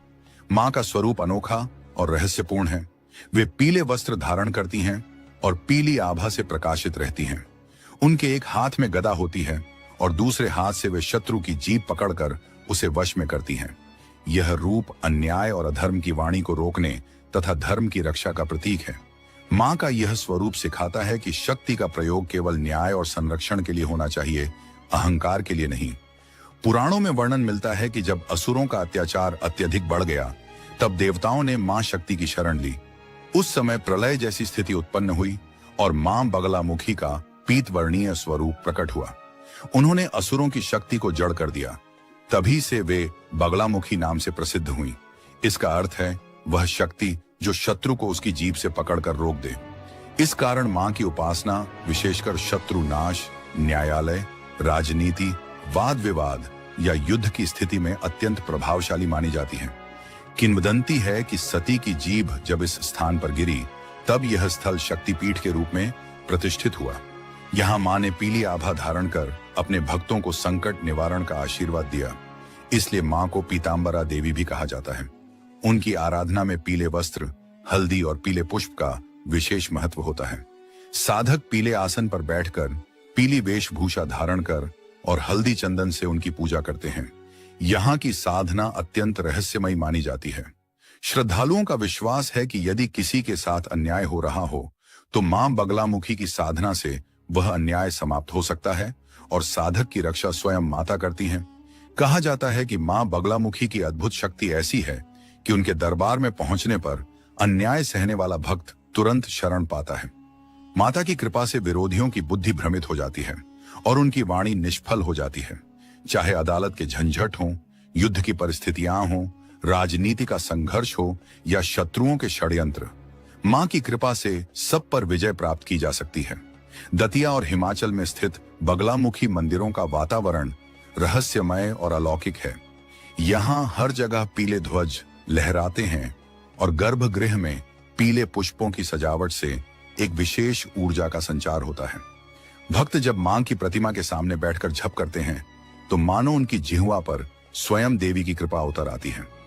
श्रद्धालुओं का अनुभव है कि यहाँ साधना करते समय हृदय में स्थिरता और एक गूढ़ शक्ति का संचार महसूस होता है, जैसे स्वयं मां उनके कानों में मंत्र फूंक रही हों।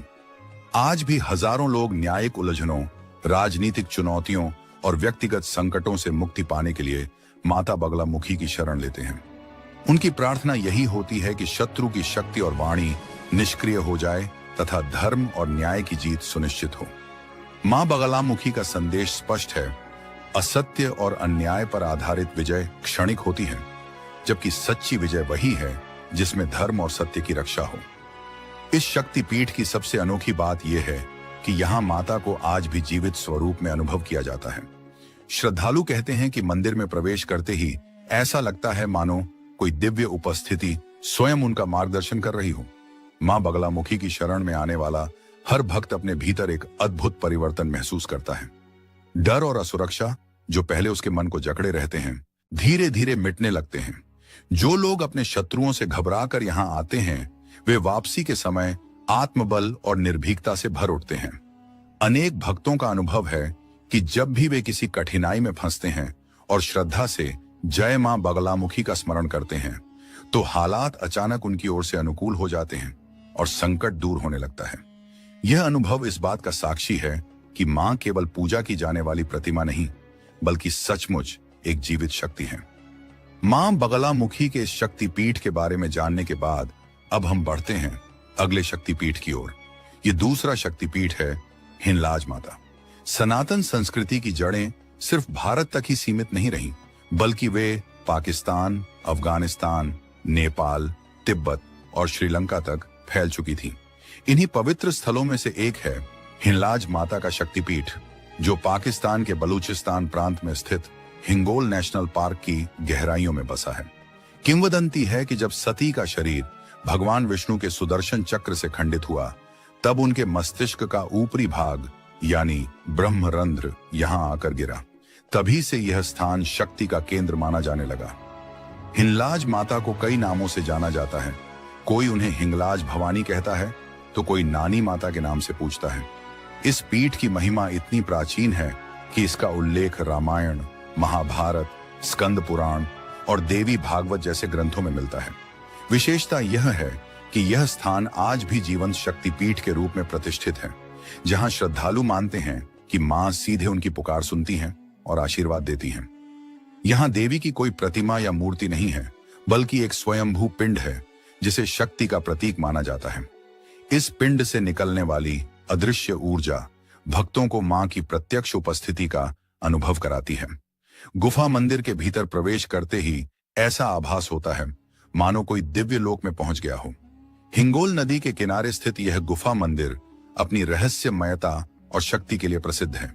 खास बात यह है कि यहाँ केवल हिंदू ही नहीं, बल्कि मुस्लिम और अन्य समुदाय के लोग भी दर्शन करने आते हैं। स्थानीय लोग इसे नानी माता कहकर पूजते हैं और इसे समान रूप से पवित्र मानते हैं। बलूचिस्तान के रेगिस्तानी रास्तों और कठिन यात्रा को पार करके जब श्रद्धालु यहाँ पहुंचते हैं, तो उन्हें लगता है जैसे मां स्वयं उनकी परीक्षा ले रही हो। लेकिन जो भी भक्त इस दरबार तक पहुंचता है, उसकी हर मनोकामना पूरी होती है। रामायण में वर्णन आता है कि जब भगवान राम लंका विजय के लिए समुद्र तट पर पहुंचे, तो उन्होंने हिंगलाज माता का स्मरण किया। माता ने आशीर्वाद दिया कि रावण का वध निश्चित होगा और धर्म की विजय होगी। इसी प्रकार महाभारत काल में भी पांडवों ने यहाँ तपस्या करके शक्ति प्राप्त की थी। इससे स्पष्ट होता है कि यह शक्तिपीठ अनादिकाल से ही सिद्ध और प्रभावशाली रहा है। मंदिर किसी विशाल स्थापत्य या भव्य भवन का रूप नहीं रखता, बल्कि यह एक साधारण गुफा है। लेकिन इसकी ऊर्जा इतनी प्रबल है कि जो भी भक्त यहाँ आता है, उसे मां की सजीव उपस्थिति का अनुभव होता है। भक्त कहते हैं कि जब वे पिंड के सामने खड़े होते हैं, तो भीतर तक कंपन और शक्ति का संचार होता है। ऐसा लगता है मानो मां उनकी पीड़ा और चिंता को अपने भीतर समेट लेती हैं और उन्हें नया जीवन प्रदान करती हैं। हर साल अप्रैल माह में यहाँ भव्य हिंगलाज यात्रा आयोजित होती है, जिसमें दूर दूर से श्रद्धालु शामिल होकर देवी का आशीर्वाद प्राप्त करते हैं। हिंगलाज माता की यात्रा हर साल हजारों श्रद्धालुओं को आकर्षित करती है। भारत, पाकिस्तान और दूर दराज के देशों से भक्त रेगिस्तानी इलाकों और ऊबड़ खाबड़ पहाड़ियों को पार करते हुए इस गुफा मंदिर तक पहुंचते हैं। इस यात्रा को इतनी पवित्र और कठिन माना जाता है कि लोग इसे पाकिस्तान की वैष्णो देवी यात्रा भी कहते हैं। रास्ते भर जयकारों की गूंज और तपस्या का भाव हर यात्री को शक्ति से भर देता है। गुफा तक पहुंचने के बाद सारी थकान पल भर में मिट जाती है और केवल दिव्य आनंद तथा शांति का अनुभव होता है। हिंगलाज शक्तिपीठ का तांत्रिक महत्व भी असाधारण है। कहा जाता है कि यहाँ साधना करने से साधक को अद्भुत सिद्धियां प्राप्त होती हैं। तांत्रिक परंपरा में यह स्थल सर्वोच्च शक्तिपीठों में गिना जाता है, क्योंकि मान्यता है कि यहाँ देवी का शीर्ष भाग गिरा था और वही स्थान ब्रह्मरंध्र यानी चेतना का मूल केंद्र माना गया है। इस कारण यहाँ देवी केवल प्रतीक रूप में नहीं, बल्कि जीवंत और जागृत स्वरूप में विद्यमान है। साधकों के अनुसार हिंगलाज माता का दरबार प्रत्यक्ष शक्ति का अनुभव कराता है। यद्यपि यह पवित्र धाम आज पाकिस्तान की धरती पर स्थित है और वहां हिंदुओं की संख्या बहुत कम है, फिर भी माता की महिमा इतनी प्रभावशाली है कि स्थानीय मुस्लिम समुदाय भी इसे पवित्र मानता है। वे उन्हें नानी माता कहकर श्रद्धा अर्पित करते हैं और मन्नतें मांगते हैं। कई मुस्लिम परिवारों का मानना है कि उनकी संतानें नानी माता की कृपा से ही जन्मी। यह बात इस पीठ की सार्वभौमिकता और जीवंतता को स्पष्ट करती है। भक्तों द्वारा सुनाए गए अनुभव इस बात के प्रमाण हैं कि यहाँ शक्ति प्रत्यक्ष रूप से सक्रिय है। असाध्य रोगों से मुक्ति, जीवन की बड़ी परेशानियों से छुटकारा और अचानक सफलता प्राप्त होना, इन सब को लोग देवी की कृपा मानते हैं। यही कारण है कि हिंगलाज माता को जीवित शक्तिपीठ कहा जाता है। संक्षेप में, हिंगलाज माता का यह गुफा मंदिर केवल एक तीर्थ स्थल नहीं, बल्कि संपूर्ण ब्रह्मांड की चेतना का केंद्र है। यहां पहुंचने वाला हर श्रद्धालु यही अनुभव करता है कि माता स्वयं उसके साथ खड़ी हैं।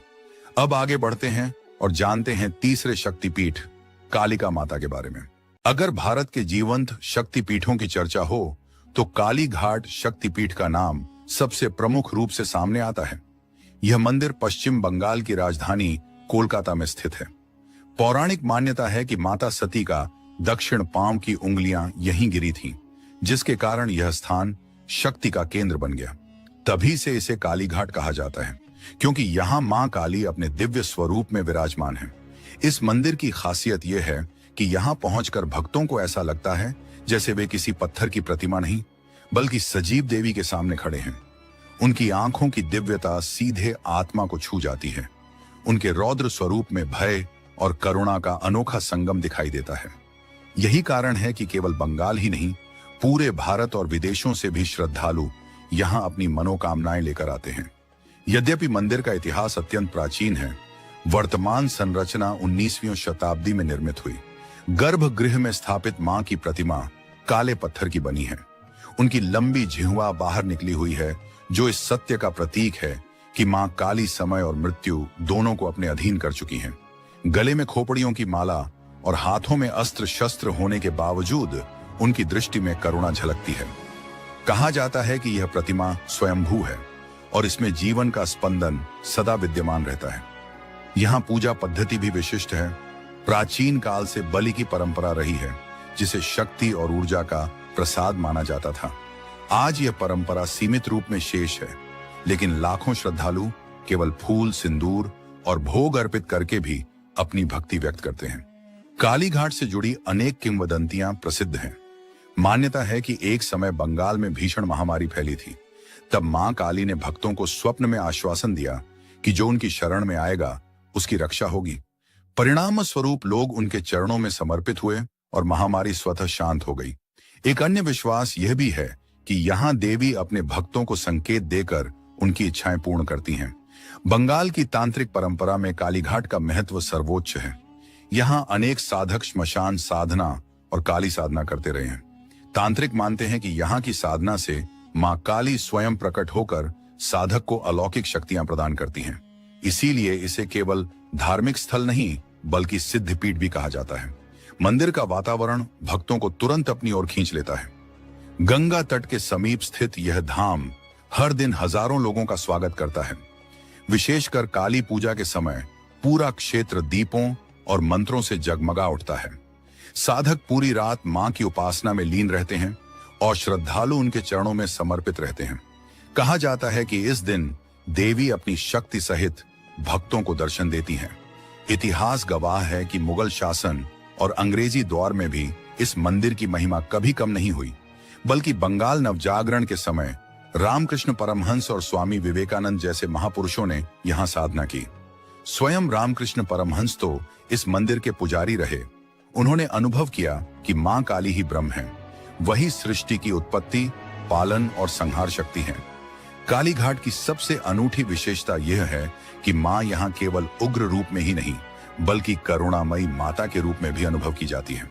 भक्त कहते हैं कि जब वे अपने दुख दर्द लेकर आते हैं तो मां तुरंत उनका बोझ हल्का कर देती हैं। यही कारण है कि यहाँ से कोई भी श्रद्धालु खाली हाथ नहीं लौटता।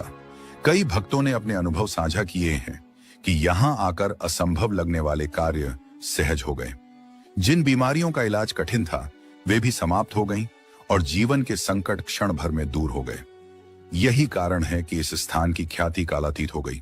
आज काली घाट केवल कोलकाता का ही नहीं, बल्कि पूरे भारत का आध्यात्मिक केंद्र माना जाता है। यह वह धाम है जहां शक्ति को प्रत्यक्ष रूप से जीवंत अनुभव किया जाता है। यहाँ देवी की दृष्टि आज भी अपने श्रद्धालुओं पर बनी रहती है और उनकी जिह्वा यह संदेश देती है कि मां काली अपने भक्तों के दुखों को निगलकर उन्हें सुख और संतोष प्रदान करती हैं। इसी कारण काली घाट को जीवित शक्तिपीठ कहा जाता है, क्योंकि यहां देवी का अनुभव किसी स्थिर मूर्ति के रूप में नहीं बल्कि साक्षात मातृरूप में होता है। मां कालिका के इस अद्भुत पीठ के बाद अब हम अगले शक्तिपीठ की ओर बढ़ते हैं। चौथा शक्तिपीठ है वैष्णो देवी। हिमालय की गोद में स्थित जम्मू कश्मीर का त्रिकूट पर्वत न केवल भौगोलिक रूप से विशेष है बल्कि आध्यात्मिक दृष्टि से भी असाधारण है। मान्यता है कि यहीं सती माता का हृदय गिरा था और तभी से यह स्थान शक्तिपीठ के रूप में पूजनीय हो गया। यहां देवी किसी प्रतिमा या मूर्ति के रूप में नहीं बल्कि प्राकृतिक रूप से प्रकट हुई 3 पिंडियों में विद्यमान है। इन्हें महाकाली, महालक्ष्मी और महासरस्वती का स्वरूप माना जाता है और यही तीनों मिलकर माता वैष्णो देवी की त्रिगुणात्मक शक्ति का प्रतीक बनती है। ये पवित्र धाम समुद्र तल से लगभग 5200 फीट की ऊंचाई पर स्थित है। यहां पहुंचने के लिए श्रद्धालुओं को लगभग 12 से 13 किलोमीटर की यात्रा करनी पड़ती है। कठिन चढ़ाई होने के बावजूद हर वर्ष लाखों करोड़ों भक्त इस मार्ग पर चलकर माता की कृपा का अनुभव करते हैं। मान्यता है कि जब कोई यात्री इस यात्रा की शुरुआत करता है तो स्वयं माता उसकी थकान हर लेती हैं और उसके रक्षक बनकर साथ चलती हैं। माता वैष्णो देवी की कथा अत्यंत प्रेरणादायक है। कहा जाता है कि सतयुग से ही उन्होंने इस स्थान को अपनी तपोभूमि बनाया। उन्होंने महाकाली, महालक्ष्मी और महासरस्वती की शक्तियों को मिलाकर एक अवतार धारण किया जिसे वैष्णो देवी कहा गया। त्रेता युग में वे मनुष्य रूप में प्रकट हुईं। बचपन से ही वे विष्णु और शिव की भक्ति में लीन रहीं और शीघ्र ही महान योगिनी बन गईं। उनका ध्येय था पृथ्वी पर धर्म की रक्षा करना और अपने भक्तों की हर सच्ची मनोकामना पूर्ण करना। मां वैष्णो देवी का जीवन भले ही दिव्य था, लेकिन वह भी कठिन परीक्षाओं से अछूता नहीं रहा। कहते हैं कि जब असुर भैरवनाथ ने अपनी शक्ति से देवी को वश में करने की कोशिश की, तब मां ने उसे चेतावनी दी, परंतु वह नहीं माना और लगातार उनका पीछा करता रहा। अंततः मां त्रिकूट पर्वत की गुफा में प्रवेश कर ध्यान मग्न हो गईं। वहां जब भैरव ने उन्हें बलपूर्वक पकड़ने की चेष्टा की तो मां ने त्रिशूल का प्रहार करके उसका मस्तक अलग कर दिया, लेकिन करुणामयी माता ने उसे श्रापित नहीं किया बल्कि मुक्ति का वरदान देते हुए कहा, आगे चलकर मेरी यात्रा तब तक पूर्ण नहीं होगी जब तक प्रत्येक भक्त पहले तुम्हारे दरबार में आकर शीश नहीं झुकाएगा। तभी से आज तक हर यात्री पहले भैरव बाबा के दर्शन करता है और उसके बाद ही माता की पवित्र गुफा में प्रवेश पाता है। इस शक्तिपीठ की सबसे अद्वितीय विशेषता यह है कि यहाँ देवी का स्वरूप मूर्तियों या आभूषणों में नहीं बल्कि प्राकृतिक शिला पिंडियों के रूप में विद्यमान है। गर्भगृह में 3 दिव्य पिंडियां हैं जिन्हें माता महाकाली, महालक्ष्मी और महासरस्वती का स्वरूप माना जाता है। जब भक्त इन पिंडियों के सामने खड़े होते हैं तो उन्हें लगता है मानो कोई अदृश्य शक्ति सीधे उनके हृदय को छू रही हो। यही इसका सजीव प्रमाण है कि यहाँ देवी केवल प्रतीक नहीं बल्कि वास्तविक उपस्थिति में विद्यमान है। असंख्य श्रद्धालुओं ने यहाँ अपने अनुभव साझा किए हैं। किसी ने संतान प्राप्ति की मनोकामना पूरी होते देखी, किसी का असाध्य रोग समाप्त हो गया तो किसी ने जीवन के संघर्षों में विजय पाई। मां की कृपा का अनुभव यहाँ हर हृदय करता है। वैष्णो देवी की यात्रा केवल तीर्थ यात्रा नहीं बल्कि आत्मा को झकझोर देने वाला अनुभव है। भक्त जय माता दी के उद्घोष के साथ कठिन पर्वतीय मार्ग पार करते हैं, लेकिन उन्हें यह कठिनाई बोझ नहीं लगती क्योंकि लगता है मानो स्वयं मां उन्हें कदम कदम पर सहारा दे रही हो। रास्ते में अर्धकुंवारी गुफा, हनुमान मंदिर और कई अन्य पावन स्थल आते हैं जहां भक्त रुककर माता का स्मरण करते हैं। जब तीर्थ यात्री मुख्य गुफा के द्वार तक पहुंचते हैं तो उनका रोमांच अपने चरम पर होता है। गर्भगृह का वातावरण शब्दों से परे है। तीनों पिंडियों के दर्शन करते ही आंखों से आंसुओं की धारा बहने लगती है, मानो मां स्वयं अपने भक्त को आलिंगन में भर रही हों। इतिहास भी इस पवित्र स्थान की महिमा को प्रमाणित करता है। कहा जाता है कि 12वीं शताब्दी में गुरु गोविंद सिंह जी यहाँ आए थे और मां के चरणों में साधना कर आशीर्वाद प्राप्त किया था। आधुनिक समय में भी हर वर्ष करोड़ों श्रद्धालु यहाँ पहुंचते हैं। सरकार ने सुविधाएं विकसित की हैं, लेकिन फिर भी भक्त मानते हैं कि पैदल चढ़ाई ही असली यात्रा है, क्योंकि उसी में मां का सजीव आशीर्वाद प्राप्त होता है। वैष्णो देवी न केवल एक शक्तिपीठ है बल्कि पूरे भारत की आस्था का केंद्र है। यहाँ हर जाति, धर्म और वर्ग का व्यक्ति आता है और माँ सभी को समान प्रेम और करुणा से स्वीकार करती है। यही उनकी अद्भुत और जीवंत मातृशक्ति की पहचान है। माँ वैष्णो देवी की कथा और उनका जीवंत शक्तिपीठ जानने के बाद अब हम बढ़ते हैं उस अंतिम और अत्यंत रहस्यमय शक्तिपीठ की ओर, कामाख्या धाम। असम के नीलांचल पर्वत पर स्थित यह पवित्र स्थान अपने आप में अद्वितीय है, क्योंकि यहाँ देवी का योनि और गर्भाशय विराजमान है। किसी मूर्ति या प्रतिमा के बजाय यहाँ एक प्राकृतिक गर्भगृह है, जिसमें चट्टान से निरंतर जल प्रवाहित होता है। यही जल सृजन और जीवन का प्रतीक माना जाता है। कहा जाता है कि जब भगवान विष्णु ने माता सती के अंगों को खंडित किया था, तो उनका गर्भाशय और योनि यहीं आकर गिरे। तभी से यह स्थल कामाख्या के रूप में विख्यात हुआ। इस धाम का संबंध कामदेव से भी जुड़ा है। मान्यता है कि जब भगवान शिव के क्रोध से कामदेव भस्म हो गए थे, तब उन्होंने इसी पर्वत पर कठोर तपस्या की और देवी की कृपा से पुनः अपना शरीर प्राप्त किया। इसी कारण इस स्थान को कामरूप भी कहा जाता है। यहाँ की सबसे बड़ी विशेषता यह है कि देवी को प्रतिमा के रूप में नहीं, बल्कि सजीव शक्ति के रूप में पूजा जाता है। मंदिर के गर्भगृह में स्थित वह प्राकृतिक शिलाखंड, जिस पर सदैव भूमिगत जल आता है, देवी के निरंतर जीवन और सृजन शक्ति का प्रतीक है। हर वर्ष आषाढ़ मास में यहाँ अंबुबाची मेला आयोजित होता है। मान्यता है कि इन दिनों देवी रजस्वला होती हैं, इसलिए मंदिर के द्वार 3 दिन तक बंद रहते हैं। चौथे दिन जब द्वार खुलते हैं, तो लाखों श्रद्धालु देवी का आशीर्वाद प्राप्त करने आते हैं।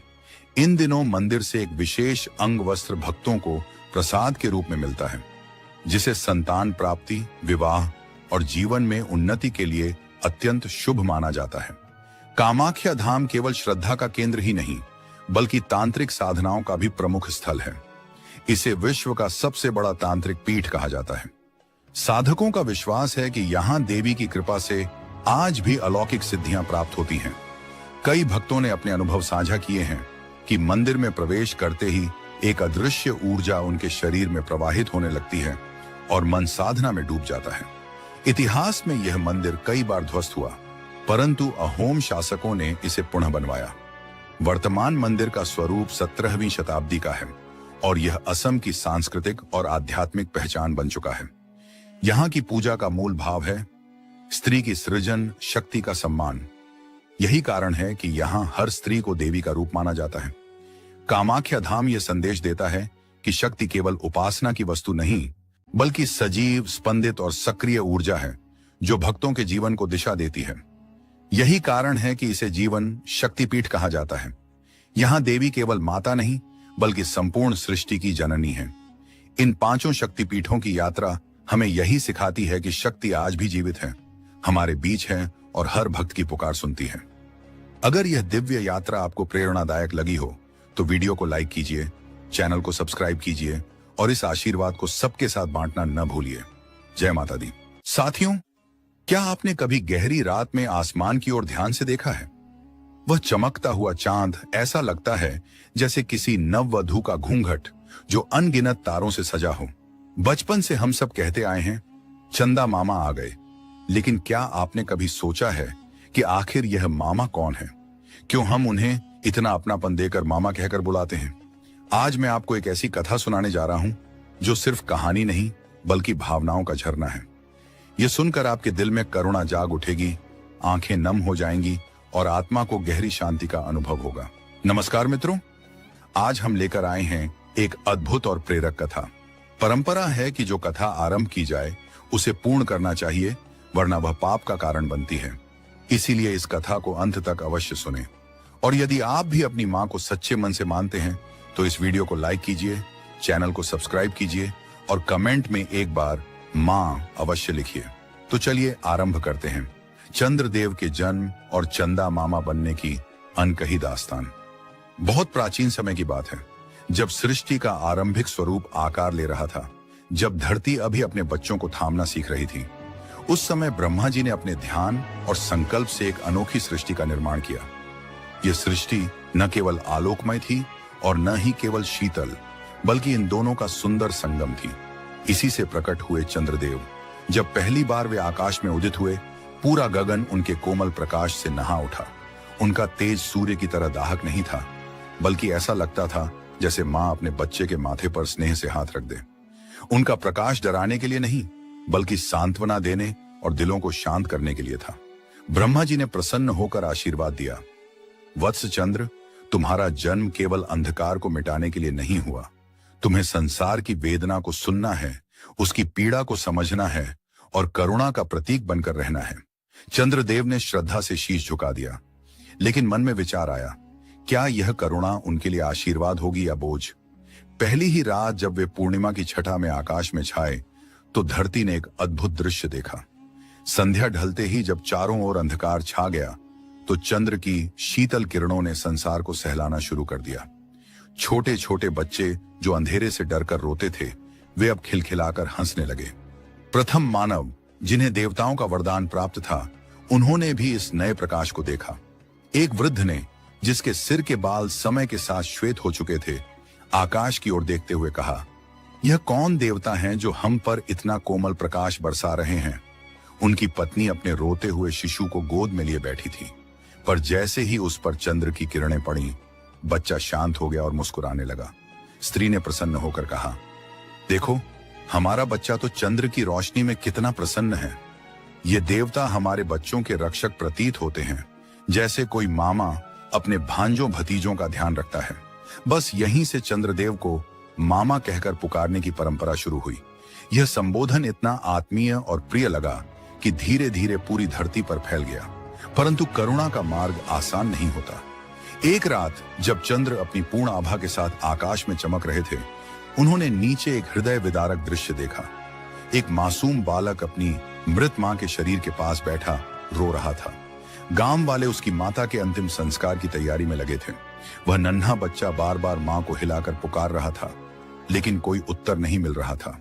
यह दृश्य देखकर चंद्रदेव का हृदय करुणा से भर गया। उनकी आत्मा मानो चीत्कार कर उठी। उन्होंने चाहा कि उस बच्चे को मां का स्नेह मिल जाए, मगर वे जानते थे यह संसार का नियम है और वे केवल अपनी शीतल रोशनी से ही उसे ढांप सकते हैं। धरती पर रोते हुए उस मासूम को देखकर चंद्रदेव का मन पिघल गया। वे स्वयं उतरकर उसे गोद में लेना चाहते थे, पर आकाश से बंधे होने के कारण नीचे नहीं जा सके। तब उन्होंने अपनी पूरी सामर्थ्य लगाई और अपनी चांदनी को इतना कोमल और स्नेहपूर्ण बना दिया कि बच्चे की रुलाई धीरे धीरे थम गई। बालक ने ऊपर आसमान की ओर उंगली उठाई और मासूम शब्दों में बुदबुदाया, मामा, मामा। उसी क्षण चंद्रदेव ने निश्चय किया कि वे सदा धरती के दुखियों, असहायों और अनाथों के लिए मामा बने रहेंगे। उनकी किरणें केवल रोशनी ही नहीं, बल्कि करुणा और अपनत्व का आंचल बनेंगी। लेकिन उनका सबसे बड़ा इम्तिहान तब शुरू हुआ जब दक्ष प्रजापति ने अपनी 27 पुत्रियों का विवाह उनसे कर दिया। ये 27 पुत्रियां साधारण नहीं थीं, बल्कि नक्षत्र थीं। अश्विनी, भरणी, कृत्तिका, रोहिणी, मृगशिरा, आर्द्रा, पुनर्वसु, पुष्य, आश्लेषा, मघा, पूर्वा फाल्गुनी, उत्तरा फाल्गुनी, हस्त, चित्रा, स्वाति, विशाखा, अनुराधा, ज्येष्ठा, मूल, पूर्वाषाढ़ा, उत्तराषाढ़ा, श्रवण, धनिष्ठा, शतभिषा, पूर्वा भाद्रपद, उत्तरा भाद्रपद और रेवती। विवाह के समय दक्ष ने स्पष्ट कहा, वत्स, इन सब के साथ समान व्यवहार करना, किसी एक के प्रति भी पक्षपात मत करना। चंद्रदेव ने वचन तो दे दिया, परंतु हृदय का स्वभाव वचन से नहीं चलता। समय बीतने के साथ उनका स्नेह विशेष रूप से रोहिणी पर केंद्रित हो गया। रोहिणी की कोमलता और अद्भुत सौंदर्य उन्हें अपनी ओर खींच लेता था। परिणाम स्वरूप बाकी 26 नक्षत्र उपेक्षित महसूस करने लगी। अंततः वे क्रोधित होकर अपने पिता के पास जा पहुंची। जब दक्ष प्रजापति ने यह शिकायत सुनी तो उनका क्रोध भड़क उठा। उन्होंने चंद्रदेव को बुलाया और कहा, तुमने मेरी कन्याओं के साथ अन्याय किया है। प्रेम का नाम लेकर पक्षपात करना अनुचित है। चंद्रदेव ने निवेदन किया, प्रजापति जी, स्नेह को मैं बांट सकता हूं, पर हृदय की स्वाभाविक प्रवृत्ति को जबरन नियंत्रित नहीं कर सकता। मेरा मन अनायास ही रोहिणी की ओर आकर्षित हो जाता है। लेकिन दक्ष का क्रोध शांत नहीं हुआ। उन्होंने श्राप दे डाला, चंद्र, अब तुम्हारा तेज धीरे धीरे क्षीण होगा। हर दिन तुम घटते जाओगे और अंत में अंधकार में लुप्त हो जाओगे। यह सुनते ही चंद्रदेव स्तब्ध रह गए। जो स्वयं दीन दुखियों का सहारा बने थे, वे अब अपने ही अस्तित्व को खोने की भयंकर स्थिति में पहुंच गए। चंद्रदेव व्यथा से व्याकुल थे। उनकी आंखें आंसुओं से भीग गईं। हृदय में बस एक ही प्रश्न गूंज रहा था, यदि मेरा तेज ही समाप्त हो गया तो मैं धरती के मासूम बच्चों को कैसे सांत्वना दूंगा? वे मुझे चंदा मामा कहकर कैसे पुकारेंगे? और यदि मैं बुझ गया तो इस गहन अंधकार को कौन मिटाएगा? इस पीड़ा से विवश होकर वे तुरंत कैलाश पर्वत की ओर चल पड़े। वहां महादेव समाधि में लीन थे। चंद्र ने उनके चरणों में शीश झुका दिया और अपनी वेदना व्यक्त की। प्रभु, मुझसे भूल हुई है, पर वह अहंकार से नहीं, प्रेम की सहज धारा से उपजी है। यदि मेरा प्रकाश विलुप्त हो गया तो पृथ्वीवासी अंधकार में डूब जाएंगे। मासूम शिशु मेरी किरणों में खेलेंगे। कैसे? माताएं अपनी संतान को मेरी चांदी सी शीतलता में सुलाएंगी। कैसे? महादेव का हृदय करुणा से भर उठा। वे समझ गए कि यह विनती केवल अपने अस्तित्व के लिए नहीं, बल्कि पूरी सृष्टि के सुख दुख से जुड़ी है। शिव ने गंभीर स्वर में कहा, वत्स, दक्ष प्रजापति का श्राप उचित है। मैं उसे मिटा नहीं सकता, परंतु उसके प्रभाव को मंद अवश्य कर सकता हूं। अब से हर पूर्णिमा पर तुम संपूर्ण तेज के साथ चमकोगे। फिर धीरे धीरे तुम्हारा प्रकाश घटेगा और अमावस्या को तुम पूर्णतः अदृश्य हो जाओगे। इसके पश्चात पुनः वही चक्र दोहराया जाएगा। यह क्रम सृष्टि को सिखाएगा कि जीवन निरंतर परिवर्तनशील है। अंधकार के बाद प्रकाश और प्रकाश के बाद अंधकार। यह सुनकर चंद्र का हृदय हल्का हो गया। उन्होंने कहा, प्रभु, आपका यह उपकार मैं कभी चुका नहीं सकूंगा। शिव मुस्कुराए और बोले, वत्स, प्रतिदान की आवश्यकता नहीं। तुम्हारी शीतलता मेरी तपस्या की अग्नि को संतुलित करेगी। इसीलिए तुम सदैव मेरे मस्तक पर विराजमान रहोगे। इसी से मैं चंद्रशेखर कहलाऊंगा। चंद्र ने कृतज्ञ भाव से प्रणाम किया और उसी क्षण से शिव की जटाओं में शोभित हो गए। जब वे पुनः आकाश में लौटे तो धरती पर अद्भुत दृश्य था। कई दिनों से घटते चंद्र को देख बच्चे व्याकुल थे। एक नन्ही बालिका रोज आसमान की ओर देखती और कहती, चंदा मामा, आप कहां चले गए? लौट आइए, मुझे डर लग रहा है। यह पुकार सुनकर चंद्र का हृदय द्रवित हो उठा। वे जानते थे कि अब वे सदा पूर्ण नहीं रह सकते, किंतु उन्होंने ठान लिया कि अपनी कमी को ही अपनी शक्ति बनाएंगे। अमावस्या की सबसे अंधेरी रात में भी वे अपनी अदृश्य उपस्थिति से धरती पर शांति और आश्रय का एहसास कराते रहे। और जैसे ही अमावस्या बीतती, चंद्र की बढ़ती कलाओं को देख समूची पृथ्वी उत्सव के रंगों में डूब जाती। गांव में रात ढलते ही बच्चे हंसी खुशी खेलने लगते। औरतें मधुर गीतों में मंगल गान करती, जबकि पुरुष आसमान की ओर देख श्रद्धा से प्रार्थना करते। ऐसे ही एक अवसर पर एक बूढ़ा अपने छोटे से पोते को समझा रहा था, बेटा, चंदा मामा हमें जीवन का सबसे गहरा सबक देते हैं। इंसान हमेशा एक जैसा नहीं रहता। कभी सुख है, कभी दुख, कभी हंसी तो कभी आंसू। लेकिन जैसे चंद्रमा घटते बढ़ते हुए भी अंत में फिर से अपनी पूर्णिमा की चमक पा लेता है, वैसे ही हमें भी कठिनाइयों से डरना नहीं चाहिए। बालक ने भोलेपन से पूछा, दादाजी, अगर ऐसा है तो चंदा मामा को खुद क्यों दुख सहना पड़ता है? वृद्ध मुस्कुराए, पोते को गोद में उठाया और बोले, बच्चे, उनका दुख भी हमारे लिए ही है। जब चंद्रमा घटता है तो वह हमें धैर्य का पाठ पढ़ाता है, और जब बढ़ता है तो आशा का संकेत देता है कि अंधकार हमेशा स्थायी नहीं रहता। समय बीतता गया। जब प्रभु श्री राम का जन्म हुआ और वे वनवास पर निकले, तब चंद्रदेव ने उन्हें अपना आराध्य मान लिया। रात के अंधेरे जंगलों में जब राम, सीता और लक्ष्मण विश्राम करते, तो चंद्रमा अपनी शीतल चांदनी से उनके चारों ओर सुरक्षा का कवच बुन देता। उस दिव्य प्रकाश से हिंस्र जीव भी दूर रहते। एक बार सीता जी ने आसमान की ओर निहारते हुए कहा, स्वामी, देखिए, चंद्रदेव कितनी श्रद्धा और निष्ठा से हमारी सेवा कर रहे हैं। उनकी चांदनी में ऐसा सुकून है कि हर पीड़ा गल जाती है। श्री राम ने हल्की मुस्कान के साथ उत्तर दिया, प्रिय सीते, चंद्रदेव का प्रेम निष्काम है। वे सबको समान भाव से देखते हैं। इसी कारण प्रजा उन्हें स्नेह से चंदा मामा कहती है। तब से चंद्रदेव केवल प्रकाश देने वाले देवता न रहकर करुणा, धैर्य और उम्मीद के प्रतीक बन गए। जैसे मामा का स्नेह हमेशा निर्मल और निस्वार्थ होता है, वैसे ही चंद्रदेव का भी। और जब श्री राम का राज्य अभिषेक हुआ, उस पवित्र क्षण पर चंद्रमा ने अपनी अद्भुत ज्योति से संपूर्ण अयोध्या को आलोकित कर दिया। लोग आनंद से बोले, देखो, आज चंदा मामा भी कितनी प्रसन्नता से अपनी रोशनी लुटा रहे हैं। आकाश में चमकते हुए चंद्रदेव उस रात असाधारण रूप से आनंदित दिख रहे थे। ऐसा प्रतीत हो रहा था मानो वे स्वयं भी रामराज्य की समृद्धि और उल्लास में भागीदार हों। समय बीतते बीतते उन्हें यह समझ आने लगा कि उनकी ओर आकर्षित केवल मासूम बालक ही नहीं है, बल्कि बुजुर्ग और विशेषकर स्त्रियां भी उन्हें गहरी श्रद्धा से निहारती हैं। एक अवसर पर उन्होंने देखा कि कुछ महिलाएं दिन भर उपवास रखकर संध्या का इंतजार कर रही थीं। जैसे ही रात ढली और चंद्रमा आकाश में प्रकट हुए, उन स्त्रियों ने उन्हें नमन किया और उनके दर्शन के बाद ही जल ग्रहण कर अपना व्रत पूरा किया। यह देखकर चंद्रदेव आश्चर्यचकित रह गए। उन्होंने जाना कि यह करवा चौथ का पर्व है, जिसमें पतिव्रता नारी अपने पति की दीर्घायु की कामना करते हुए चंद्रमा को साक्षी बनाकर पूजन करती है। इस सत्य को समझकर उनका हृदय गहराई तक भावुक हो उठा। चंद्रदेव का मन आनंद से झूम उठा। उन्होंने निश्चय किया कि विशेष अवसरों पर वे जल्दी उदित होंगे, ताकि व्रत करने वाली मातृशक्ति को देर तक प्रतीक्षा न करनी पड़े। एक दिन उनकी प्रिय रोहिणी ने मुस्कुराते हुए कहा, स्वामी, आपका समय केवल मेरे लिए ही नहीं, मेरी बहनों के लिए भी होना चाहिए। प्रेम कभी घटता नहीं, बल्कि बांटने से और गहराता है। रोहिणी की इस निश्चल उदारता ने चंद्रदेव को गहराई तक छू लिया। उन्होंने स्नेहपूर्वक उत्तर दिया, प्रिय, तुम्हारा हृदय सचमुच विशाल है। तुम्हारा यह त्याग और समर्पण मैं सदैव याद रखूंगा। उसी क्षण से चंद्रमा ने सभी नक्षत्रों के बीच समान रूप से समय बिताना आरंभ कर दिया। यही कारण है कि आज वे निरंतर भिन्न भिन्न नक्षत्रों की परिक्रमा करते हैं। यद्यपि रोहिणी नक्षत्र उनके सबसे करीब है, परंतु यह समीपता अब केवल प्रेम और त्याग की नींव पर टिकी हुई है। धीरे धीरे चंद्रदेव ने अनुभव किया कि उनकी शीतल किरणें केवल बच्चों के खेल की साथी ही नहीं, बल्कि साधु संतों की साधना का आधार भी हैं।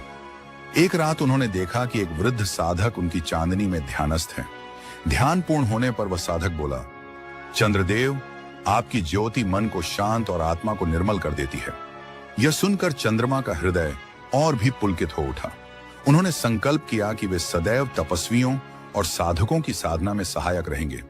तभी से यह विश्वास बन गया कि चंद्रमा की रात्रि में किया गया जप, ध्यान और तप विशेष फल प्रदान करता है। समय बीतने के साथ चंद्रदेव से जुड़े कई पर्व और परंपराएं प्रचलित हुईं। करवा चौथ, शरद पूर्णिमा, कार्तिक पूर्णिमा और होली के बाद की पूर्णिमा।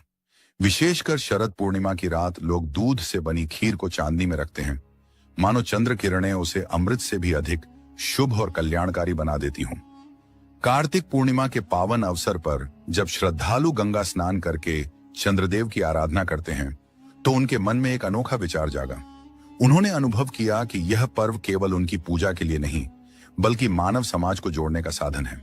उनकी प्रसन्नता उस समय और गहरी हो गई जब उन्होंने देखा कि गोकुल में नन्हे कन्हैया बार बार उनकी ओर हाथ फैलाते हैं। जब यशोदा मैया उन्हें समझाती, बेटा, चंदा मामा तो बहुत दूर हैं, उन्हें कैसे पकड़ पाओगे, तो कृष्ण नाराज होकर रूठ जाते। यह देखकर चंद्रदेव अपना प्रकाश और अधिक प्रखर कर देते, मानो नन्हे कान्हा को यह भरोसा दिला रहे हों कि वे दूर नहीं, यहीं पास हैं। एक रात बालकृष्ण ने सीधे आह्वान किया, चंदा मामा, मेरे साथ खेलो ना। तब चंद्रमा ने अपनी शीतल चांदनी से खेल रचाया। कभी अपनी रोशनी को धीमा कर देते, कभी अचानक उज्जवल कर देते। यह देखकर कृष्ण ठहाका लगाकर ताली बजाते और आनंद में डूब जाते। इस कथा का सार यही है कि प्रेम ही सृष्टि की सबसे महान शक्ति है, परंतु प्रेम तभी पूर्ण होता है जब उसमें स्वार्थ न हो। जब हम अपनी प्रसन्नता दूसरों की मुस्कान में खोज लेते हैं, तभी प्रेम का असली रूप खिल उठता है। प्रिय मित्रों, आपको यह अनुपम और हृदय स्पर्शी कथा कैसी लगी? हम आपके विचार सुनने के लिए उत्सुक रहते हैं, इसलिए अपने भाव अवश्य साझा करें। यदि इस प्रसंग ने आपके हृदय को छू लिया हो, तो इसे लाइक करें और अपने स्नेही जनों तक पहुंचाएं, ताकि चंद्रदेव और नन्हे कृष्ण की यह मधुर लीला हर घर में गूंज उठे। और यदि आप भी इस दिव्य बंधन को प्रणाम करना चाहते हैं, तो श्रद्धा से कमेंट बॉक्स में लिखें, जय श्री कृष्णा, जय चंद्रदेव। आपका साथ और आपके शब्द हमारे लिए अमूल्य आशीर्वाद हैं। अंत तक जुड़े रहने के लिए हार्दिक धन्यवाद। आइए हम सब मिलकर यह संदेश फैलाएं कि निस्वार्थ प्रेम ही वह प्रकाश है जो चंद्रमा की शीतल किरणों की तरह समस्त जीवन को आलोकित करता है। जय श्री कृष्ण, जय चंद्रदेव।